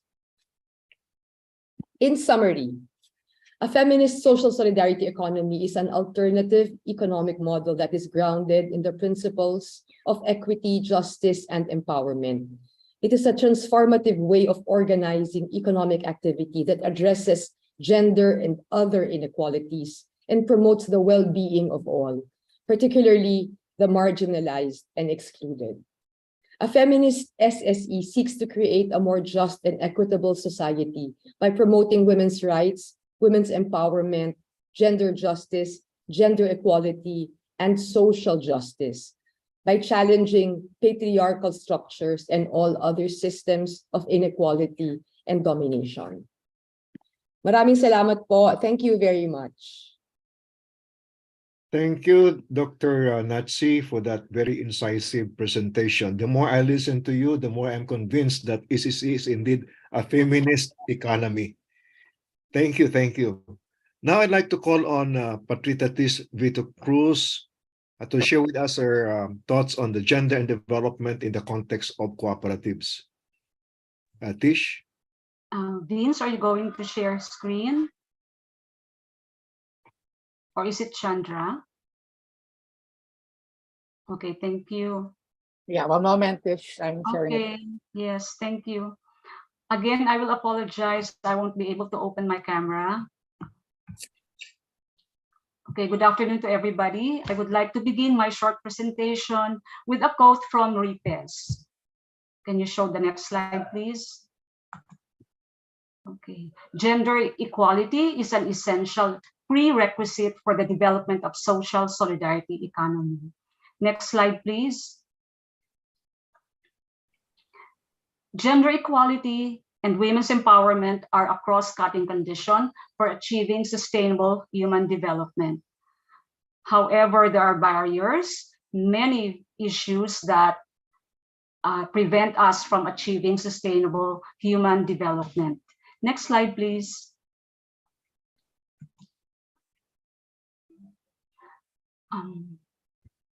Women do 66% of work at global level, but receive only 10% of global income.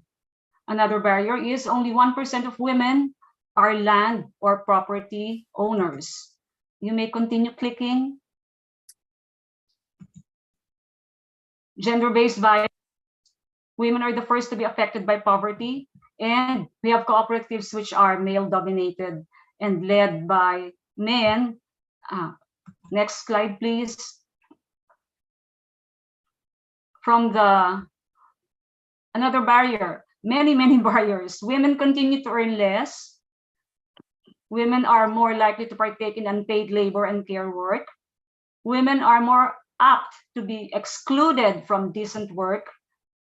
Unequal access to education and healthcare. Lack of representation in political and economic decision-making processes.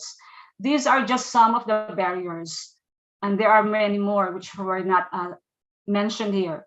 In response, two significant developments occurred in 1993. Next slide, please. One is the Declaration for Gender Perspective in Social Solidarity Economy. This was drafted by a group of women during the RIPA's Globalization of Solidarity meeting held in Manila to remind the SSE movement World Score to develop and integrate a gender perspective in its processes, as well as paying greater attention to underlying issues of equality between men and women. The SSE movement is reminded that women are the majority of actors present in the SSE movements, but remain invisible at several levels, especially in terms of governance of SSE enterprises. The second development in 1993 was the passage or the issuance of a Memorandum Circular number 2013-22 titled Guidelines on Mainstreaming Gender and Development in Cooperatives, which was issued by the Cooperative Development Authority, or CDA, here in the Philippines. And this is to ensure the promotion of gender equality and institutionalization of God in policies, programs, and other activities of the cooperatives. Next slide, please. May I quote JERC, or the Gender Equality Resource Center. Cooperatives can be the tool to reduce the socio-economic injustices faced by women. Next slide, please. Let's look at cooperatives supporting women's empowerment. Click, please. Yeah, okay. Cultivating self-reliance. It also means enhancing internal strength.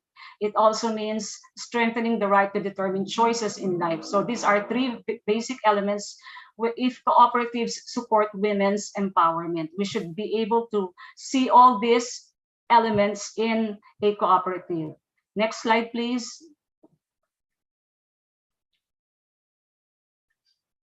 Next slide, please. Okay, cooperatives promoting gender justice. This refers to power, opportunities, and access are systematically redistributed for people of all genders. So there is no discrimination. In all genders should be able to enjoy gender justice.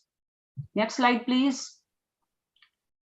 Cooperatives advancing gender equality. This means women and men and girls and boys have equal rights, responsibilities, and opportunities.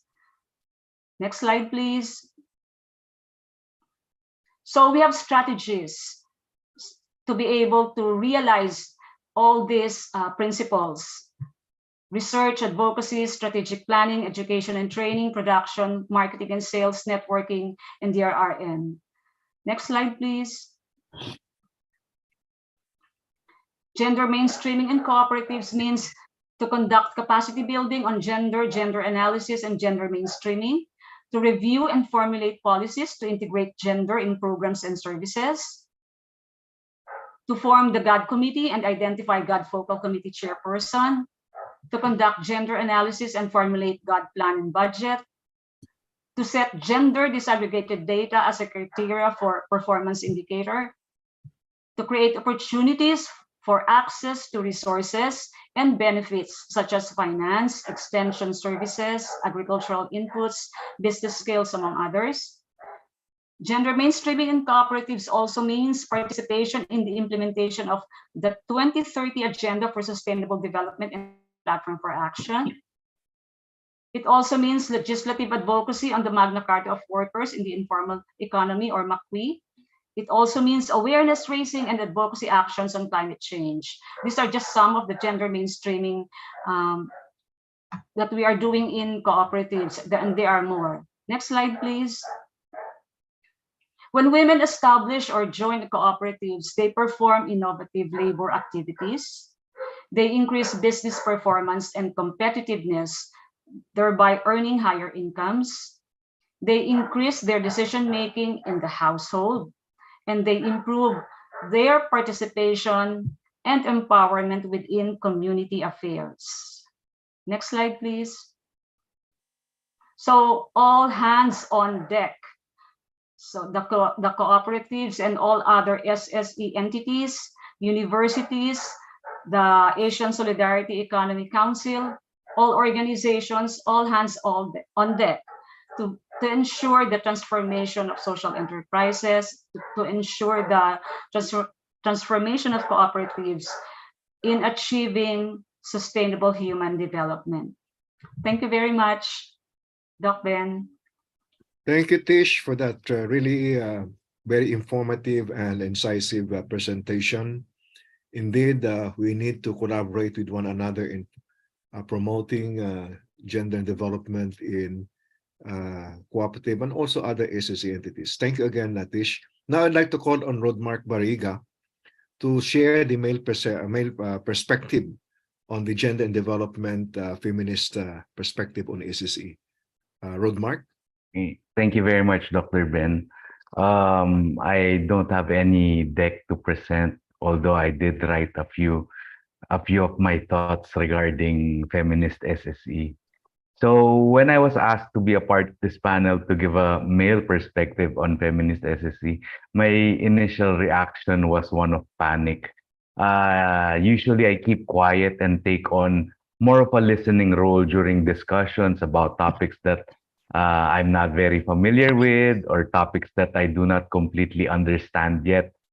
While I was going through my options of whether to accept the invitation or not, I realized that while I am being asked to give a male perspective about the feminist SSE, a topic that I cannot claim to have a decent grasp of, much more claim any mastery or expertise over, I was not being asked to give the impressions of the entire male population, aside from my own thoughts on the subject. And this realization has calmed me down enough to accept the honor of being part of this awesome panel.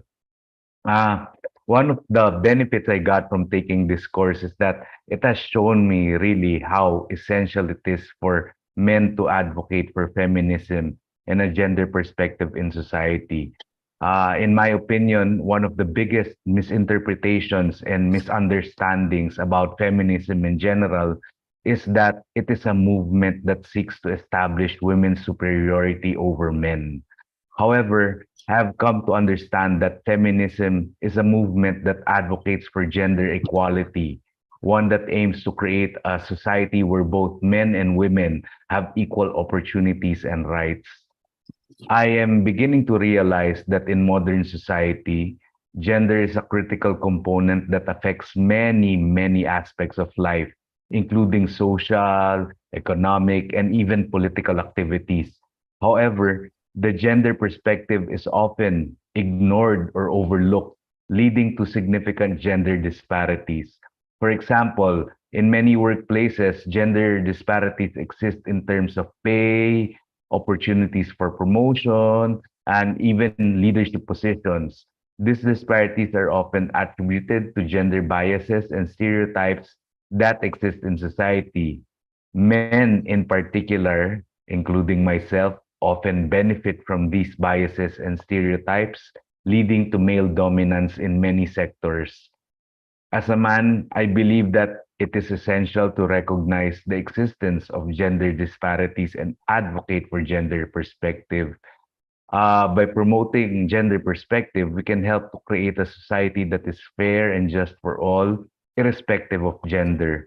Gender perspective involves understanding and recognizing the different experiences, the different needs and contributions of both men and women in society.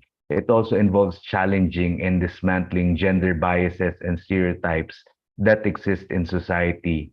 I now understand that feminism is a movement that seeks to establish gender equality and eliminate discrimination against women. Feminism is often seen as a movement that only concerns women, and men cannot be feminists. However, as a man, I believe that it is essential to advocate for feminism and gender equality at this point.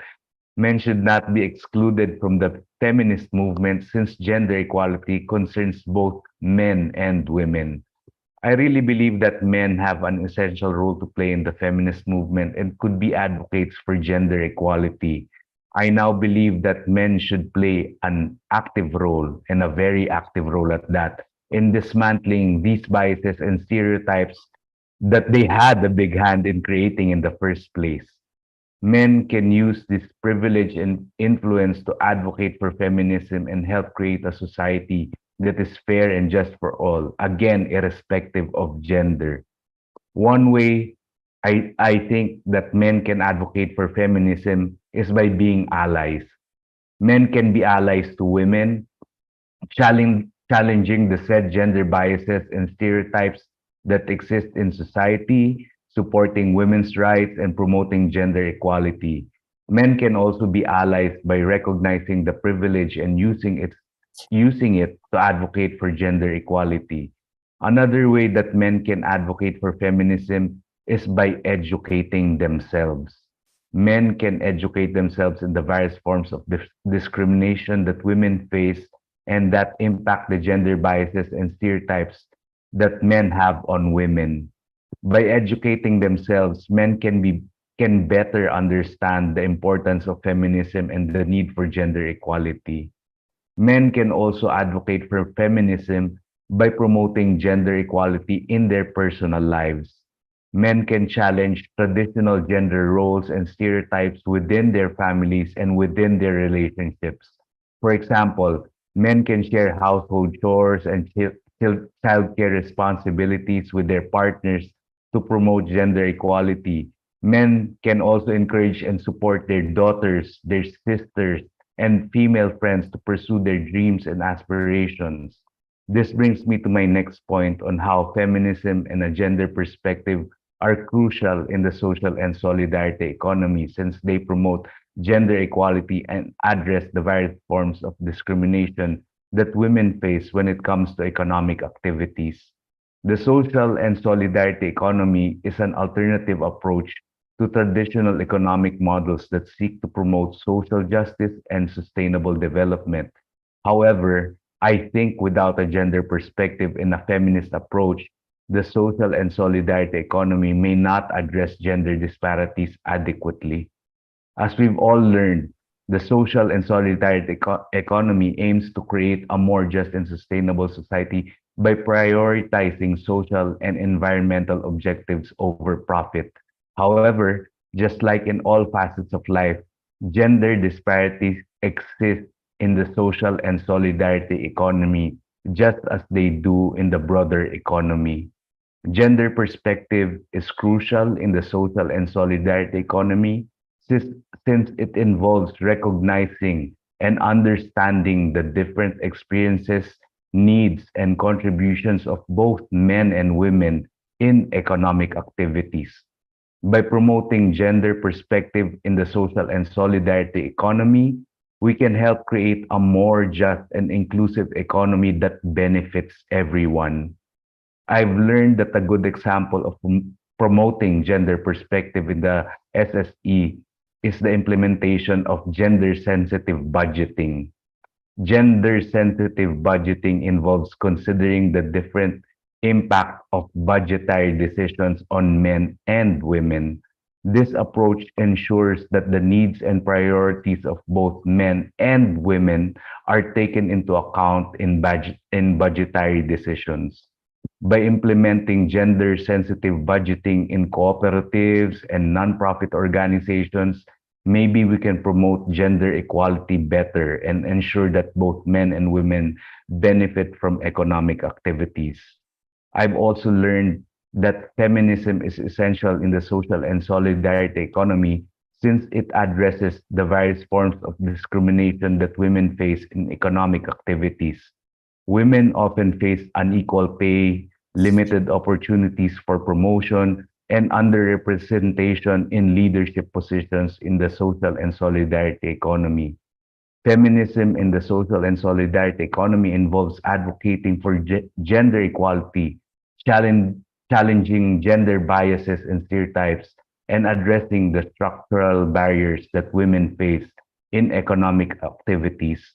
By promoting feminism in the SSE, we can help to create a more just and inclusive economy that benefits all. I keep repeating that because I think it's so important to understand.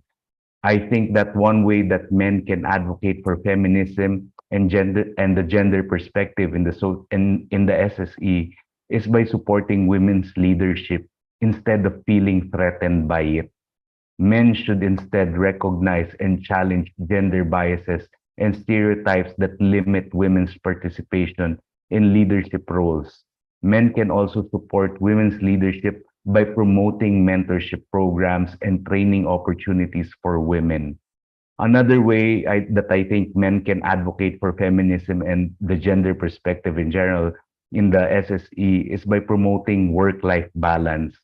We all know that women often face challenges in balancing work and family responsibilities, um, which can limit their participation in economic activities. Men can advocate for work-life balance by promoting flexible work arrangements, such as telecommuting or flexible schedules. In conclusion, I have come to believe that a gender perspective and feminist approach are essential not only in the SSE, but in society as a whole to address gender disparities and discrimination. By prioritizing women's economic empowerment and challenging gender biases and stereotypes, the SSE can create a more equitable and just society for both men and women. As a man, I have a responsibility to advocate for gender equality in my own life and work and to support initiatives that promote gender equality in society. But before I can even advocate for such, I have to make sure that I continuously seek more knowledge to have a better grasp and a better understanding of feminism and the gender perspective first and foremost. I also now understand that I have to take full responsibility for my role in the current situation that we are all faced with in terms of inequality and injustice present in the world.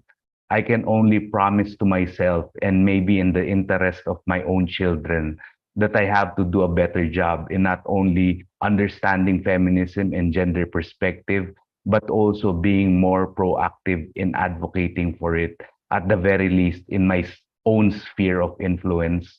By doing so, maybe I can have a small role in creating a more sustainable and just world for everyone.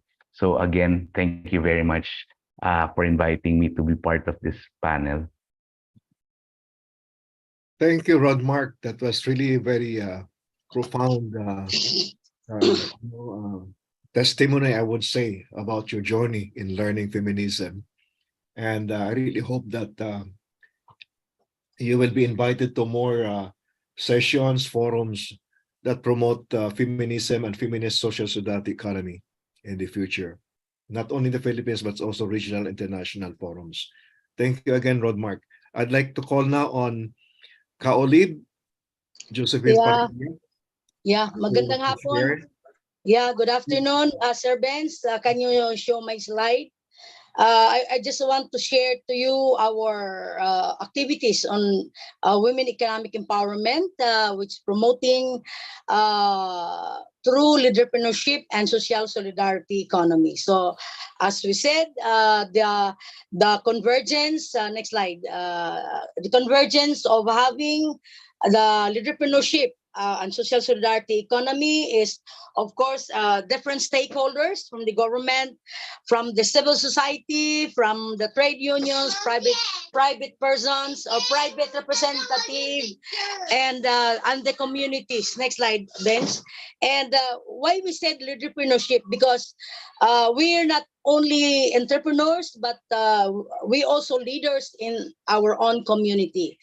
So we have to advocate. Next slide. Let me share to you who is WISE, or the Patamaba workers in the informal economy. We are a community-based organization, and we started. We are a member of the community with at least 361 in 1992, and right now we are more than 500. And of course, we aim to transform lives of home-based workers and other workers in the informal economy through organizing, networking, capacity building, and socio-economic activities. Next slide. We are affiliated to a bigger national organization which is operating in 34 provinces and more than almost 400 local chapters and more than 20,000 individual members. The Patamaba National, or the National Network of Informal Workers in the Philippines. At the same time, Patamaba WISE is also affiliated in Homelet Philippines, having 27 national and local membership or community-based organization of workers in the informal economy. Of course, again, we have many challenges to face, as workers in the informal economy. First and foremost is next slide. First and foremost is the issue on climate change. Of course, the calamity and the recent pandemic, which we really want to have resiliency on this. Social protection, human development services, including the widening digital divides. Of course, asset reform, land ownership, housing and common area production, participation and representation, and the issue on economic and employment. Next. Not also to disregard the issue of women being doing unpaid care work, and of course we have to recognize also that women played a great role, not just in economic activity, but as well as in many aspects, in our locality, because we do roles, productive, reproductive, and even community, as what Ma'am Natsi a while ago was telling that, and we do everything. Again, we are not just an entrepreneur. We are not mothers, but we also leaders in our community. So really, our role in the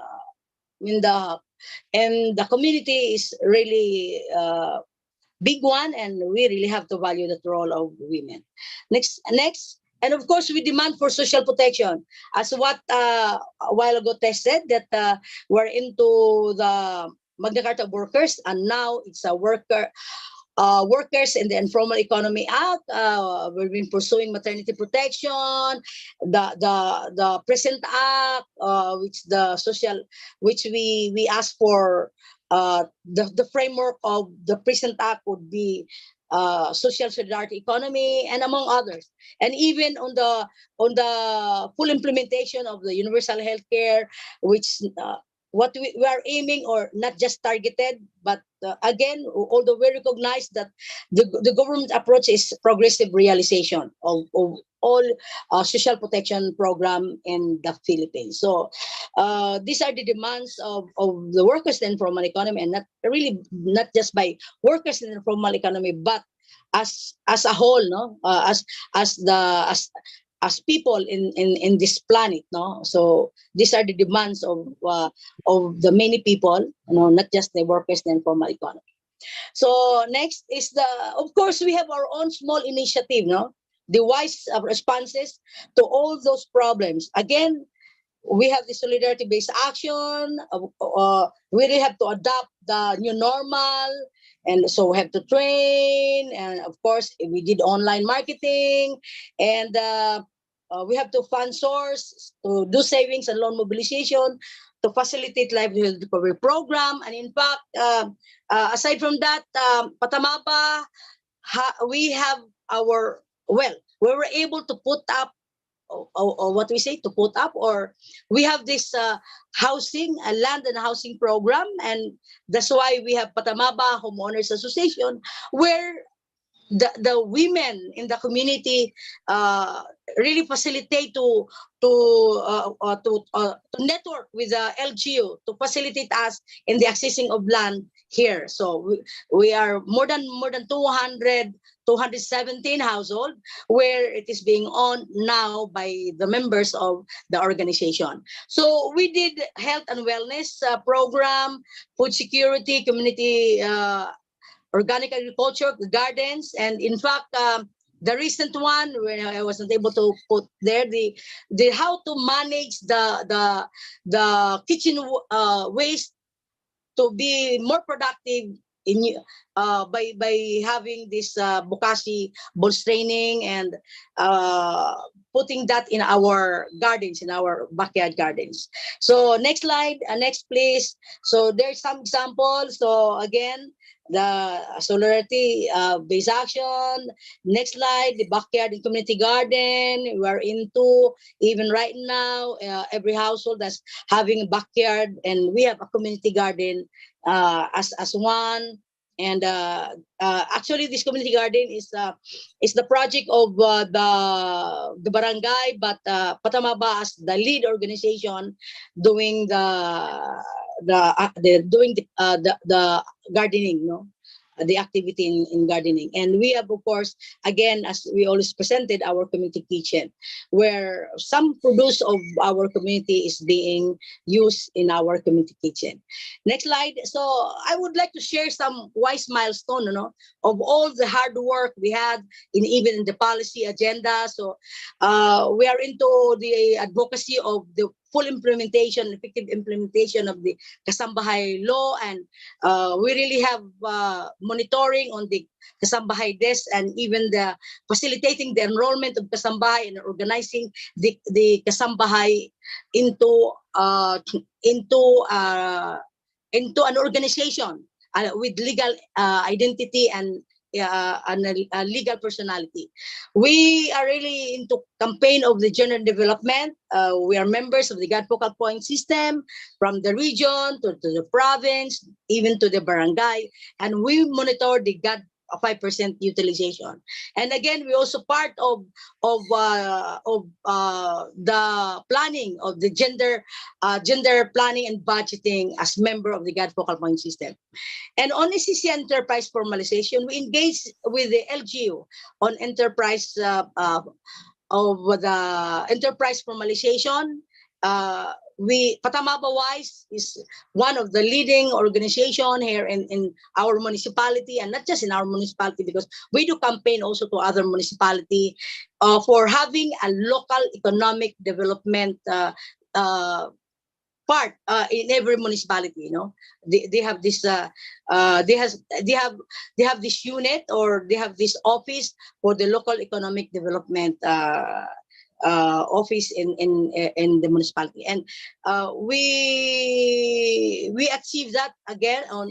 We're able to have that in 3 municipalities here in the province of Rizal. And we also campaign for the exclusive and continued breastfeeding, having a lactation station in the informal workplaces, and its localization, because it's a law and it needs to be well implemented.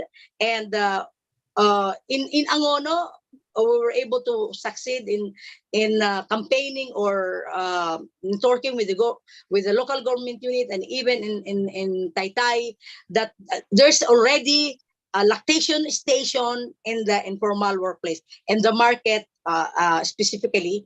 And of course, also having campaign of the lactation management program to be included in the local health investment plan. So these are our advocacy. And of course, we're proud to say that we are part in the drafting on the drafting of our and the passage of the God, Children and Revenue Code in the municipality of Taytay and Angono. We also facilitated on the passage of the SOGI, Safe Spaces, Gender Fair Language, and CBR, Community Rehabilitation to Vulnerable and Marginalized Sector, here, because this is our agenda.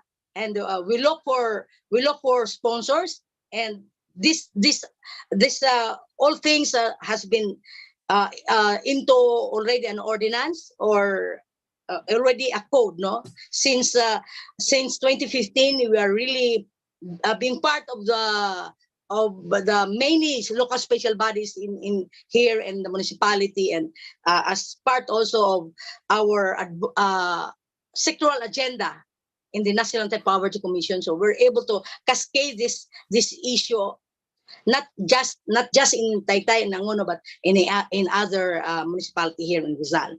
And we're very much into the issue of VAUSI, gender-based violence, Magna Carta of Women, and these are for localization. Next, please. And of course, we're part, well, from the national to the region, to the provincial, and to even to the local and international bodies.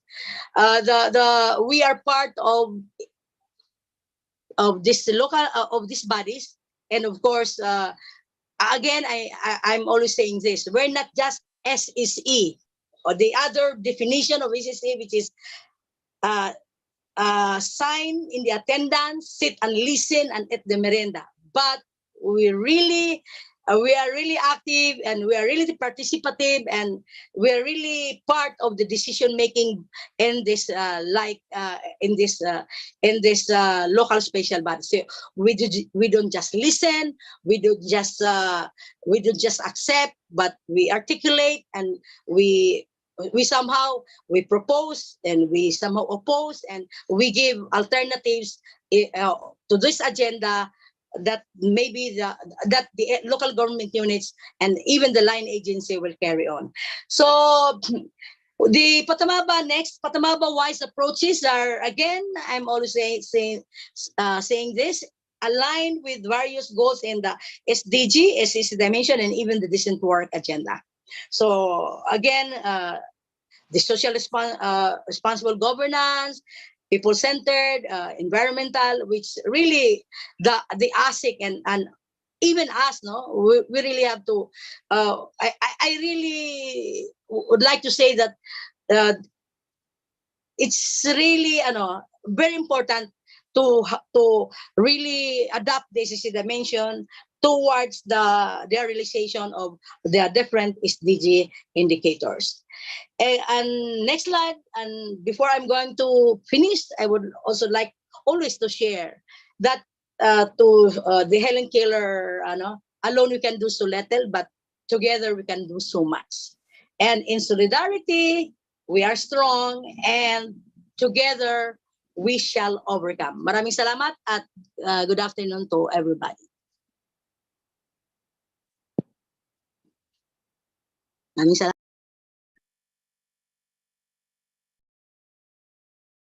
Thank you. So, Sir Ben, can I take over now? Yes, Dr. Indo. Thank you very much.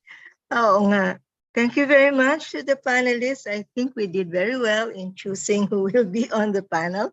They're all very articulate and gave us a lot to think about. So there is a question in the chat box about, is gender discrimination very palpable or visible in Southeast Asia? So I think we need to cite a few indicators that indeed it is. But globally, we also have some startling figures that almost half of all women are not considered to be in the labor force. So they're not working, not looking for work. They're not considered to be contributing to the economy. They're not economically active. And it's the same figure in the Philippines, and I suppose in many parts of Southeast Asia. What this means is that it goes back to the key concepts that Nazi taught us about the gender division of labor, the unpaid care work that women do, which results in, number one, too much work, time poverty, especially for those in the low-income groups.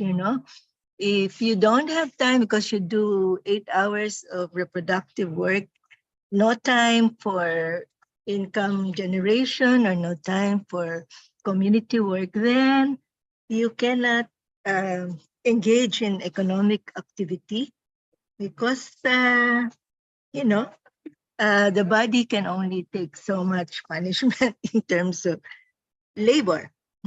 So that's it. The second one is that the opportunities for really engaging in productive, remunerative work, a decent work, are normally not there, especially for women in the informal economy. So I'm very thankful that most of the participants here do work with women and men in the informal labor, since the choices are very limited for them, given that they are tied to the home.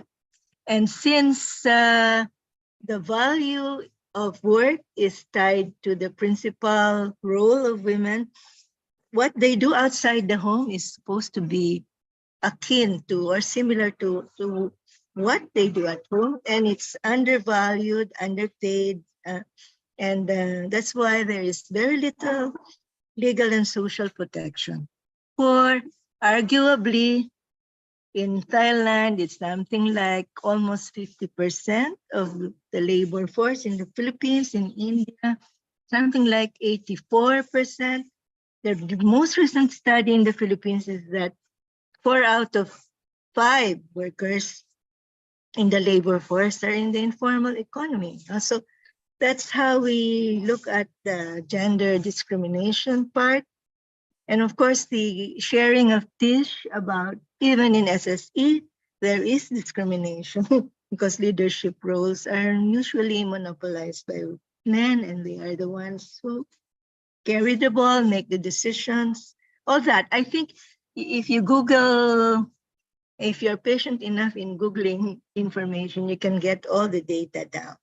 And maybe now is the time for people to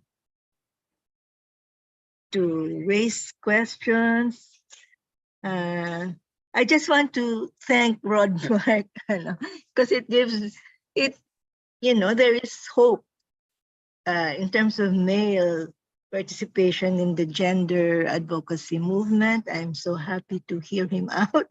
He has so many good ideas, and what we like most, in fact, all the hearts were moving up in our, you know, reactions, is the sense that the personal is also political, that what you do at home also matters, and that what you're modeling is somehow, you know, caught by your children, and then it's really very difficult and very challenging to build a better world if in your own personal space you are not making an effort. So I think that's a very, very important message for men as well as women who are always seeking for male you know, assistance and support for our empowerment strategies.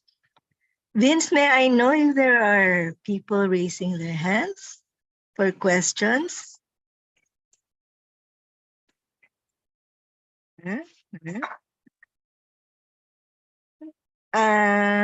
My others, Eri, please. Yeah, okay, thank you.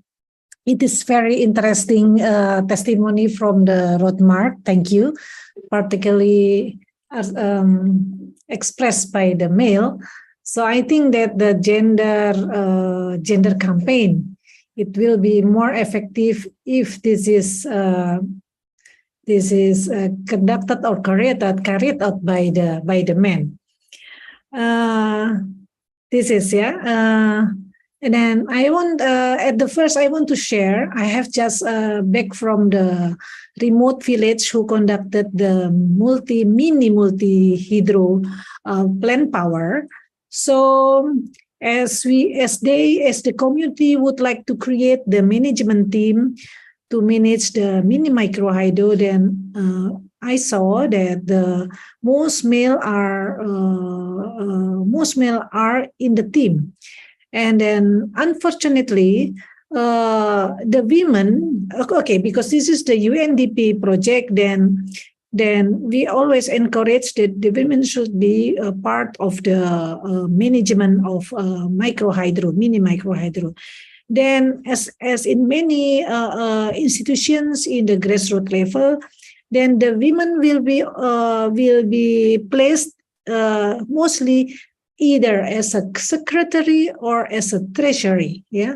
So yeah, it's fine. They have a seat in the team, but they are stigmatized or stereotyped with this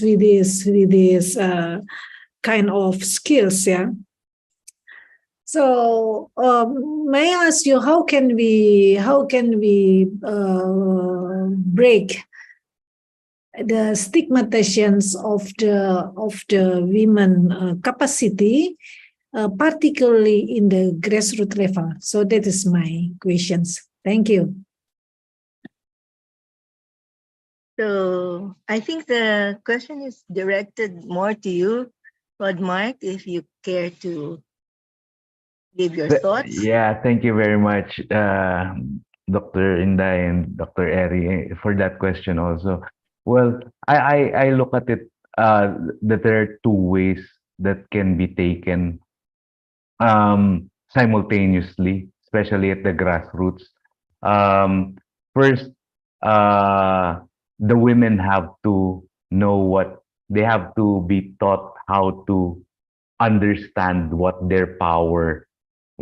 kind of power they have, even at home or wherever they are. So I think many women, especially at the grassroots level, sometimes they forget or sometimes they do not understand that they also have, not only can, but they really have some kind of power in any kind of dynamic at the grassroots level. So um, there has to be a way for them to be able, for people to be able to help them understand what kind of power they can have and they already have. The second is, which I think is probably more, if not equally important, but harder, is to make men understand what kind of um, unfair power structure in favor of that is favoring them, no? Especially I can only speak from my own experience. It's many men at the grassroots level think that they are pro women and that they advocate for feminism, but because they do not understand what it is, and because of how they probably were raised culturally, they end up the first ones breaking everything, even their own belief. So they think they're supporting women, but the way they support women is by undermining women. So I'm saying so many things. I think I'm rambling, but what I'm trying to say is, at the grassroots level, for it to be more effective, I think it has to be simultaneous. Women have to be taught and uh, how to take more how to take their power into consideration, how to accept their power, but men also have to be taught to understand truly what feminism is and what a gender perspective is and what equality is.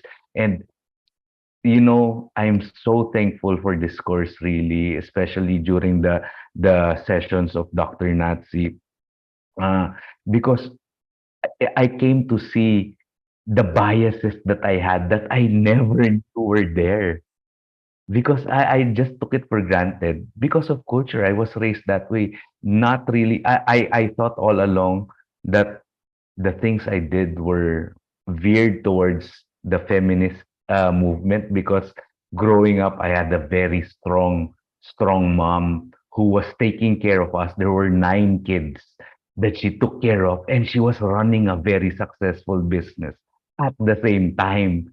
So she was really growing up. She was an idol for me. And I think because of that, I thought that I was veering towards feminism already. But then during the sessions and during this course, I came to understand how ignorant I was. I didn't understand truly what feminism was, what the gender perspective was, and because of this ignorance, I realized that I made so many decisions which went against what I thought I valued. So, um, and yeah, so I think there has to be it has to be simultaneous. Work has to be done on the women's side. Work also has to be, and more work should be done on the men's side as well. No, it cannot be just work on the women because walang mangyayari talaga. No, and it cannot be just work on the men as well. Kasi many women, I've seen some women, although I know they don't mean to do it, but they also end up discriminating against their own gender. And I've seen it personally. And it, again, I think that stems from ignorance of what their role is and what kind of power structure there is. So I hope that answers the question, Dr. Eri. I was rambling, but yeah. So in sum, what you're saying, Rodmark, is what the gender advocates have always pointed out, that you need structured, systematic gender awareness sessions for both women and men, and that this has to be somehow institutionalized. For example, in Definitely, Dr. cooperatives. Inday. Yeah. And even in school, at the earliest Yeah, levels, of this has to course. be explained At the already. very It has to be basic part of the level. curriculum. Yes, and it's good that there are allies like you. I think in the case of Angono, although Olive maybe didn't have the time to mention it, there are groups like Men Opposed to Violence Against Women. So they're campaigning against their fellow men who beat up women. No? And number two, when they do engage in SSE, they make sure that somehow the men are able to share the unpaid care work, reproductive work. Now, I've been all over Southeast Asia because I used to coordinate HomeNet Southeast Asia. In all countries, it's the men don't do anything at home, and women actually monopolize all the work at home. And that cultural behavior is very difficult to change and transform. So it cannot be it cannot be, a hodgepodge thing, something that occurs here and there, but not, sustained. So we really need to do more work there. And I'm glad that this course is facilitating that process in a way, and that we have a very strong gender component. Okay. Olive, can you mute? There are some. Okay. Is there any other comment?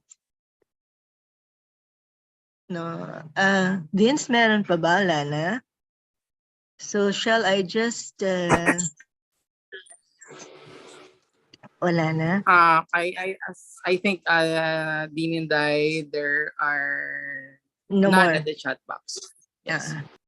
Okay.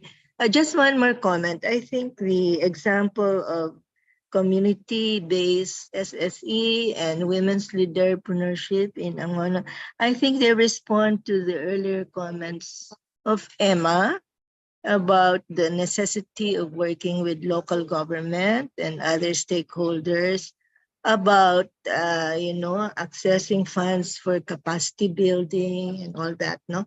So, and the community, the CEO, the community enterprise organizer is also a feminist leader. And I think that's a point that has been well communicated by the Angono case study shared by Olive.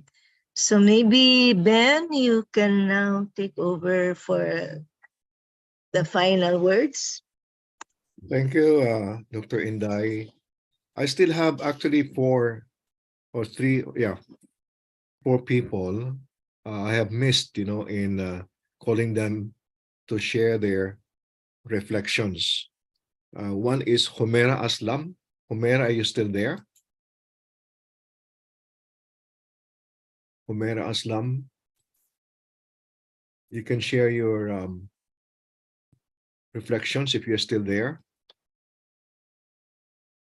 I don't think he's in the room, No Dr. more, Ben. Yvonne, Public Relations of Plasma from No, Ivan is a guest, Benjamin. He is from the difabel organizations in Indonesia. So I invite her to join, slowly learning about the SSE, but she's yes, not very from good. the participants.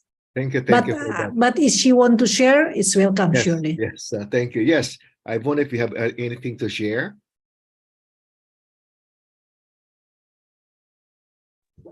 Thank you very much, Dr. Benjamin. My name is Yvonne. Yvonne, I'm public relation for Plasma Hub IGS, also Malang Selatan Rescue and Purira Rescue Indonesia, and HWDI for Disabilitas Women with Area East Java. I would like to say thank you very much for this opportunity so I can learn from mentors about the SSE, also about the subject women equality, also about the inclusion and disability. So today I try to learn first about this program from SSE, Doctor. Thank you very much. Thank you, Yvonne, and welcome, to this course. I hope that you can join future courses. There's one more, I think from Thailand. Trisanat. Trisanat, are you still there?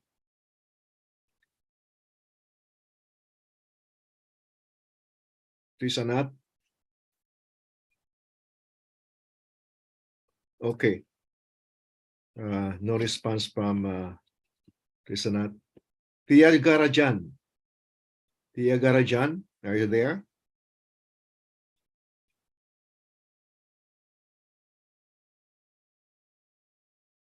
Okay. Let me call also my longtime friend and colleague, Paul Kasuga. Are you there? Are you still there, Paul? Wala natin si Paul, no?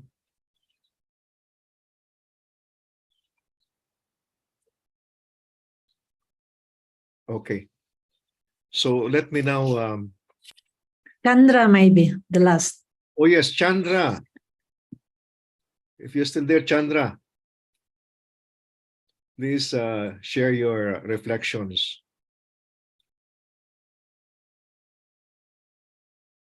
Chandra?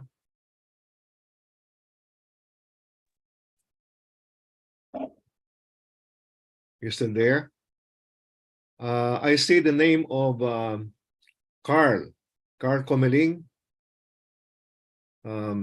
Anything yes, to sir, thank you. to share, please? Yes, good afternoon. I'm the student of Sir Ben in social security, social solidarity economy, and I'm happy that I'm able to join this seminar because it's about feminist role in social solidarity economy, and my experience also because the background is that I'm working in the church, in the Diocese of Novaliches, a Catholic church, Roman Catholic church, and a part of the dynamics of the church now is organizing grassroots faith-based communities, the basic ecclesial communities, and most of the members are mothers and women, and they are also the ones practicing the self-help group, the microfinance mobilization. That's why I really believe that the role of women or the feminist perspective is very important in the social solidarity economy, because I've been seeing that it's most of the active women participating in many parts, many services in the male-dominated religion are women, and they really play a very significant part in keeping and sustaining social relations, helping neighbors.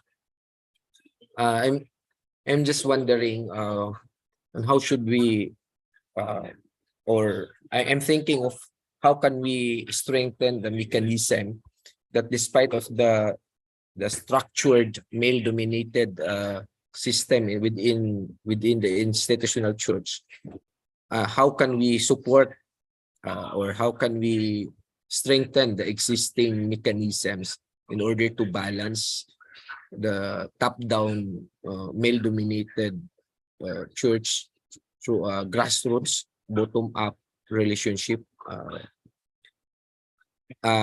acknowledging the practices of women.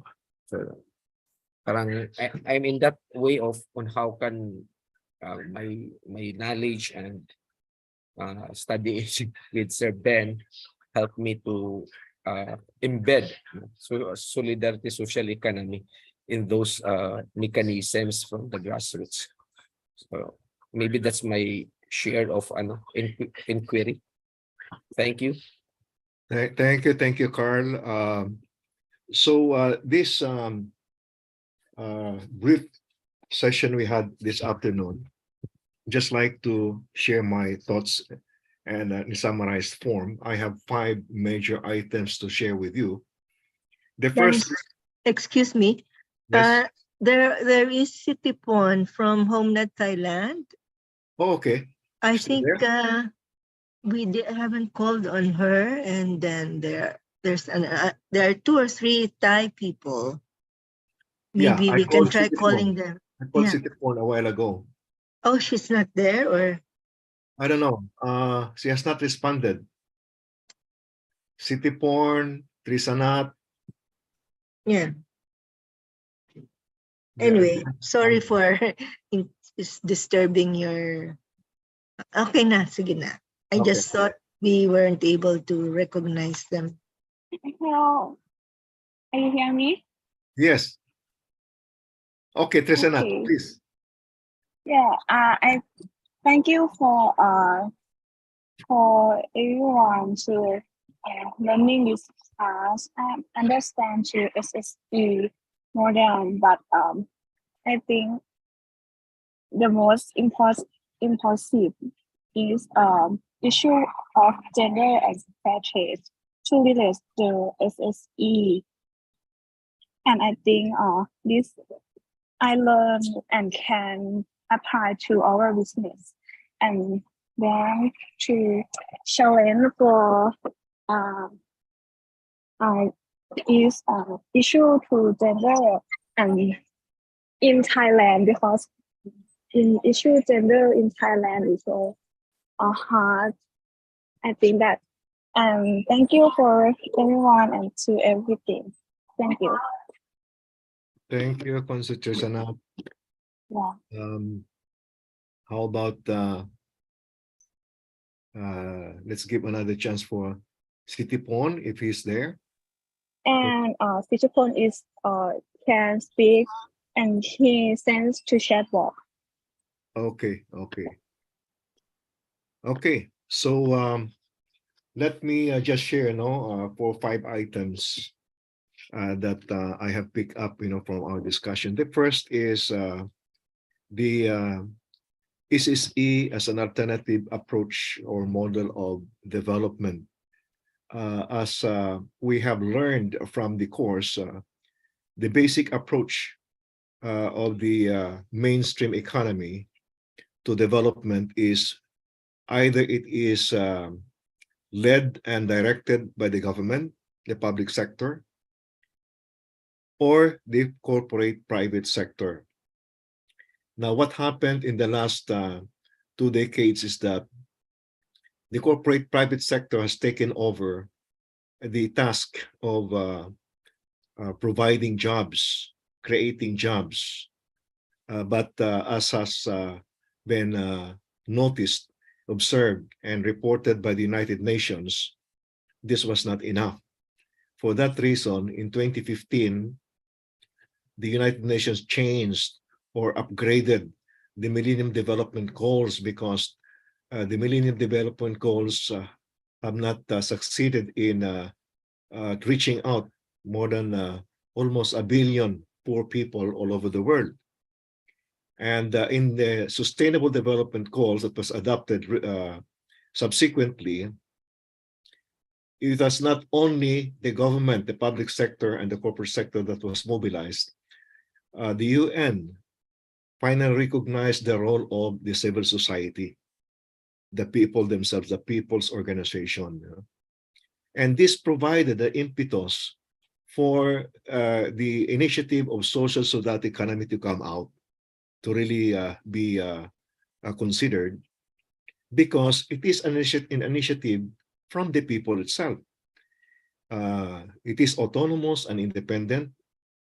And this is where, you know, the role of the informal sector is quite important because, as mentioned by Dr. Inday Reneo, the informal economy comprise between 60 to 80% of the total economy in developing countries, particularly in Asia.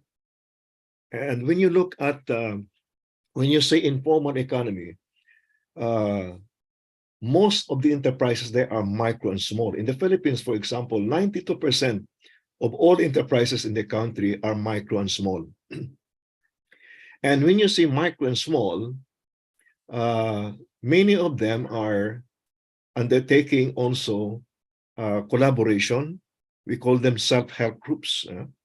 They might be a group of farmers, group of fishermen fishing together or working together, but they are not registered. Many of these initiatives are undertaken by self-help groups. And one of the traditional self-help group is the family. So many of the micro and small enterprises are family-based. They are family enterprises. And I consider family business as run by a self-help group because the family is a self-help group. So here, the role of SSE in localizing development is very crucial.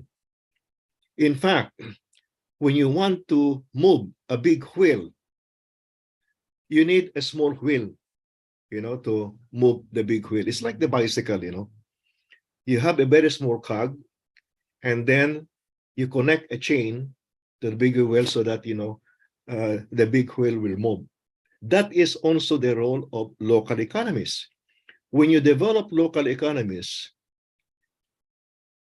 the movement, the initiatives at the local level percolates, or it spreads out into the national economy.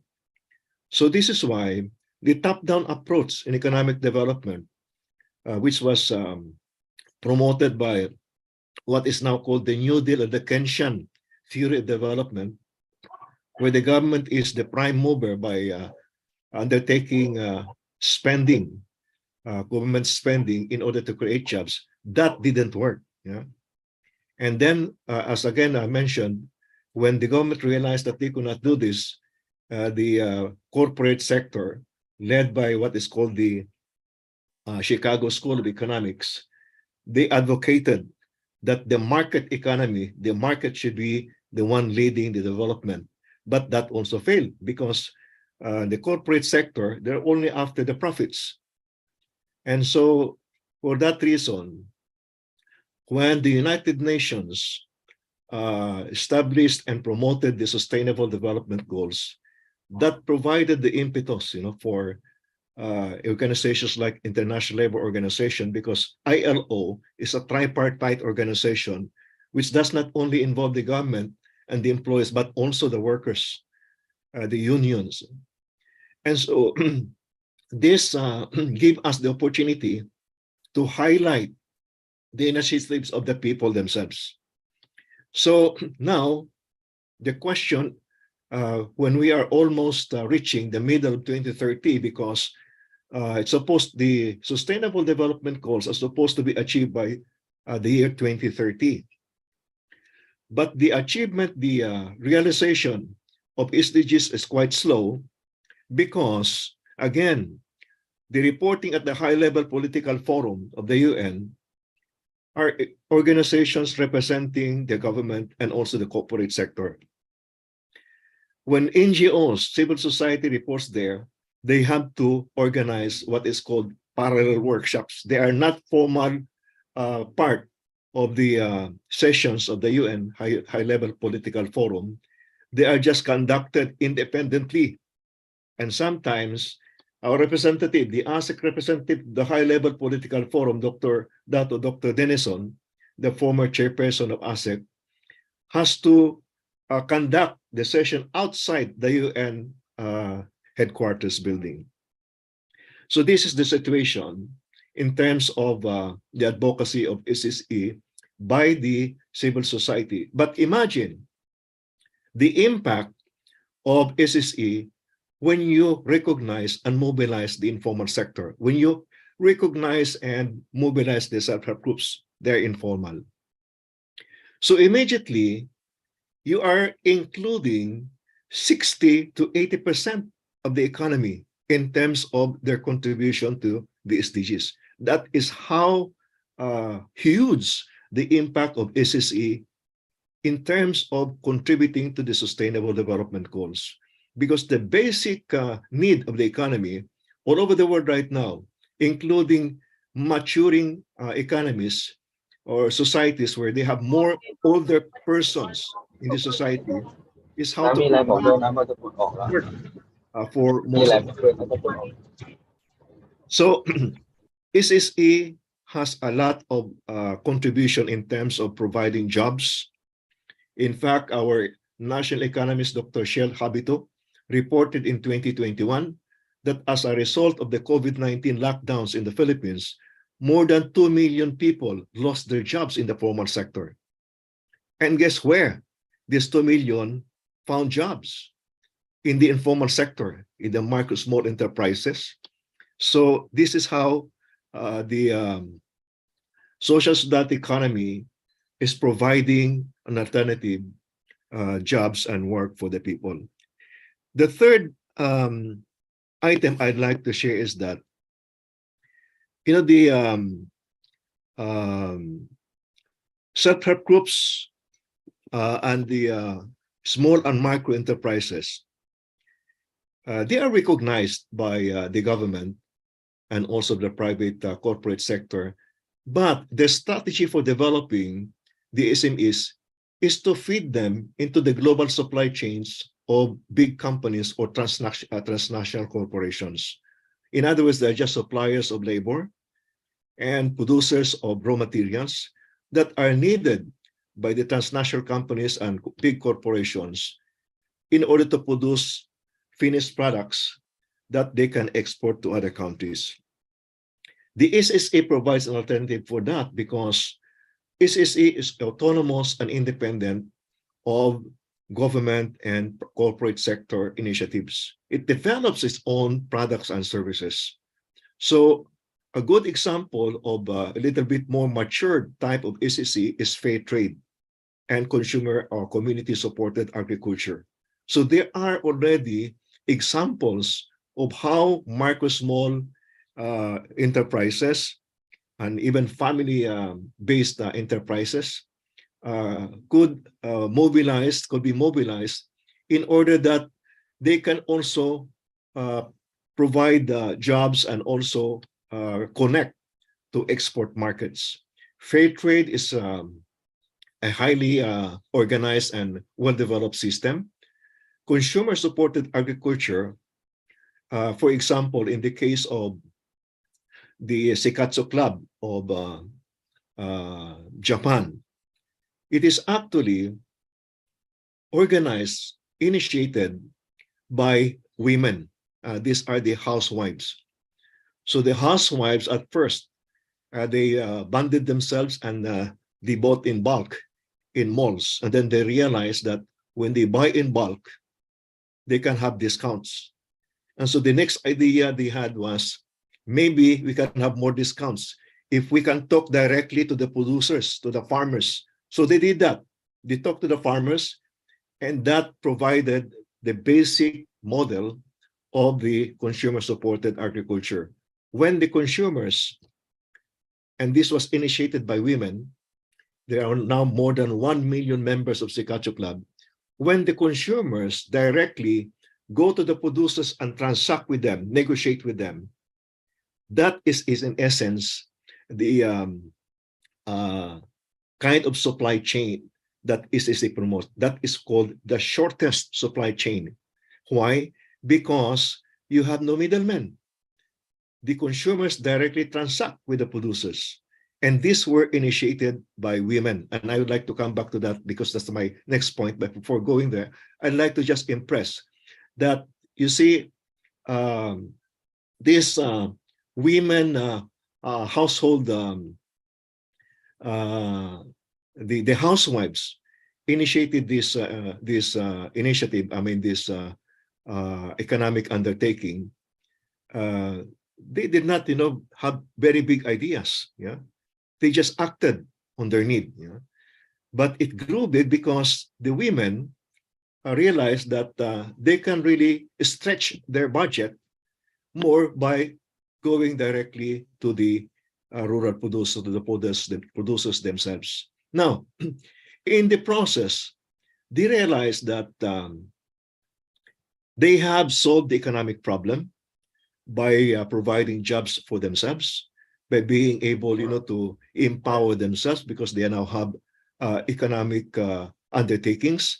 But the traditional jobs in the house, protection, caring for the elderly and caring for the young children, the women are still the ones doing it.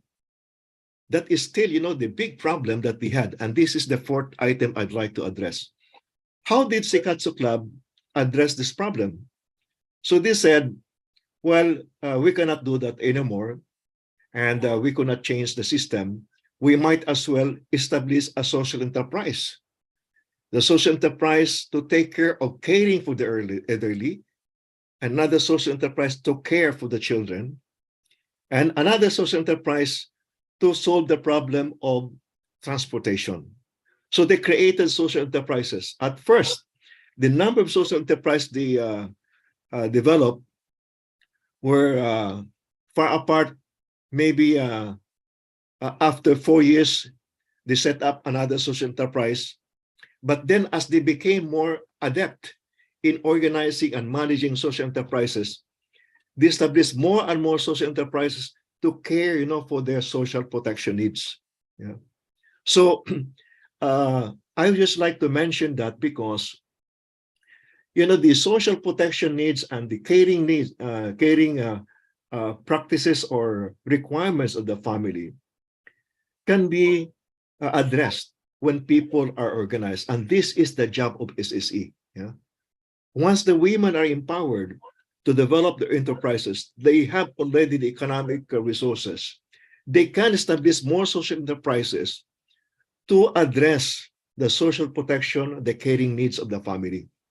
Now, another way that women can solve the problem of caring household chores is what I have seen in Indonesia in 2019 when I visited a village in Yogyakarta.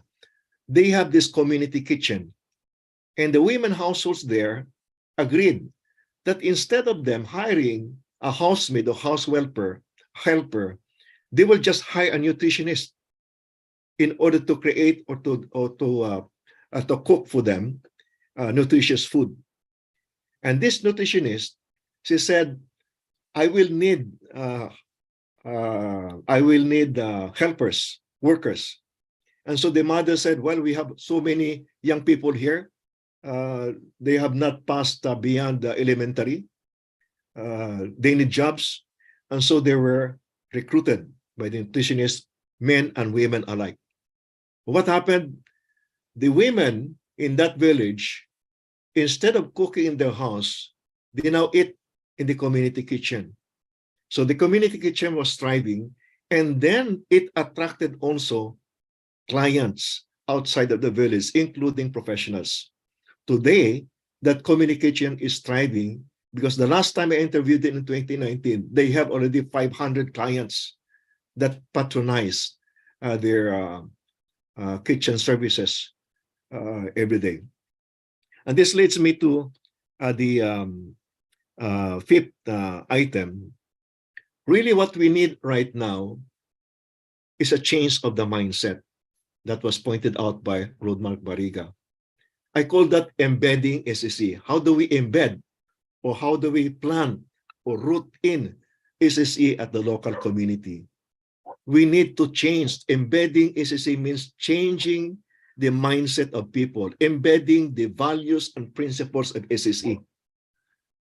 We have to promote the values and principles of SSE, not only to the entrepreneurs, but also to the local government, to the NGOs working, because as I have observed in, for example, the Philippine rural areas and urban poor communities, there are so many organizations, NGOs working there, but they don't collaborate.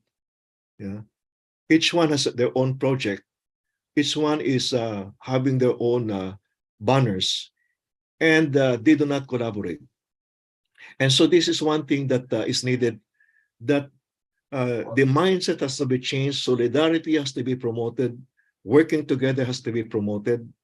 And this is also where people like you and me will be needed insofar as cascading, promoting the values and principles of SSE. Now, this brings me to my last point. In this context, therefore, the SSE course that we have attended, that we have developed together, is crucial because now we have a core group of people who understands the concept, who are beginning to think, of initiatives, and they are seeing the opportunities for developing this concept. In fact, I think one of the participants was saying, how do we develop this SSE at the local level? In fact, that is the starting point for SSE, the local level. Yeah, you cannot start the SSE at the national level, although national networks like ASEC, Patamaba have a role to play, and this is to promote the values and principles of SSE. But in order to embed SSE as a practice, we have to go to the local. We have to impact the local economy. And for this to happen, we have to promote collaboration, working together of the so many NGOs, civil society, foundations, cooperatives working in the local community. So there's a big jump for us to do. And I hope that the graduates of this course can think of ways, even a small initiative of organizing seminar or forum or workshop at the local level could be undertaking. And as I have mentioned a while ago, we at ASEC, even the UP Center for Women's Gender Studies, GP College Social Work Community Development, we will be willing, to work with you. We can share with you the reference materials that we have, and let's work together. And as Kaoli Parilla said, we shall overcome. One day we shall overcome. Thank you very much to everyone. And I'd like to give back, the platform now to Dr. Inday for Just maybe because we're now going over time, I just put it on the chat. So everyone, at least the Philippine-based SSE people, you're invited to our Women's Bazaar and Bokashi orientation on Wednesday, on March 15, 8:30 at the UP Center for Women's and Gender Studies in UP Diliman. And you are all welcome to bring your products, or if you have a social enterprise that's doing so much good, you can just exhibit, have some pub mats to display. And we are trying to be part of the Bokashi Pinoy movement, which is really producing organic kitchen waste fertilizer for our gardens so we can produce more food. And we can maybe initiate this also as a livelihood activity at community level. And I think the Bokashi movement is not only Philippine. It started in Japan, but I think it's all over Asia now. We can all, move into this bandwagon so that we save the environment. At the same time, we empower people to really practice food agroecology and food sovereignty. They decide what kind of food they eat and what kind of cultivation process is used to produce that food. So I hope we can have a face-to-face meeting on Wednesday so we can know each other better. Okay, let's have a class photo now. Okay, turn on your videos, please. Yes, thank you, Dean and Dai. Yes, we'll see each other on Wednesday. We'll see the Filipino people. And if the foreigners would want to drop by on Wednesday, you can book a flight and then go here in Quezon City. Let's have a class photo as I count 1, 2, 3. Let's have our smiles for the very last time for this batch, okay? First panel, 1, 2, 3, smile.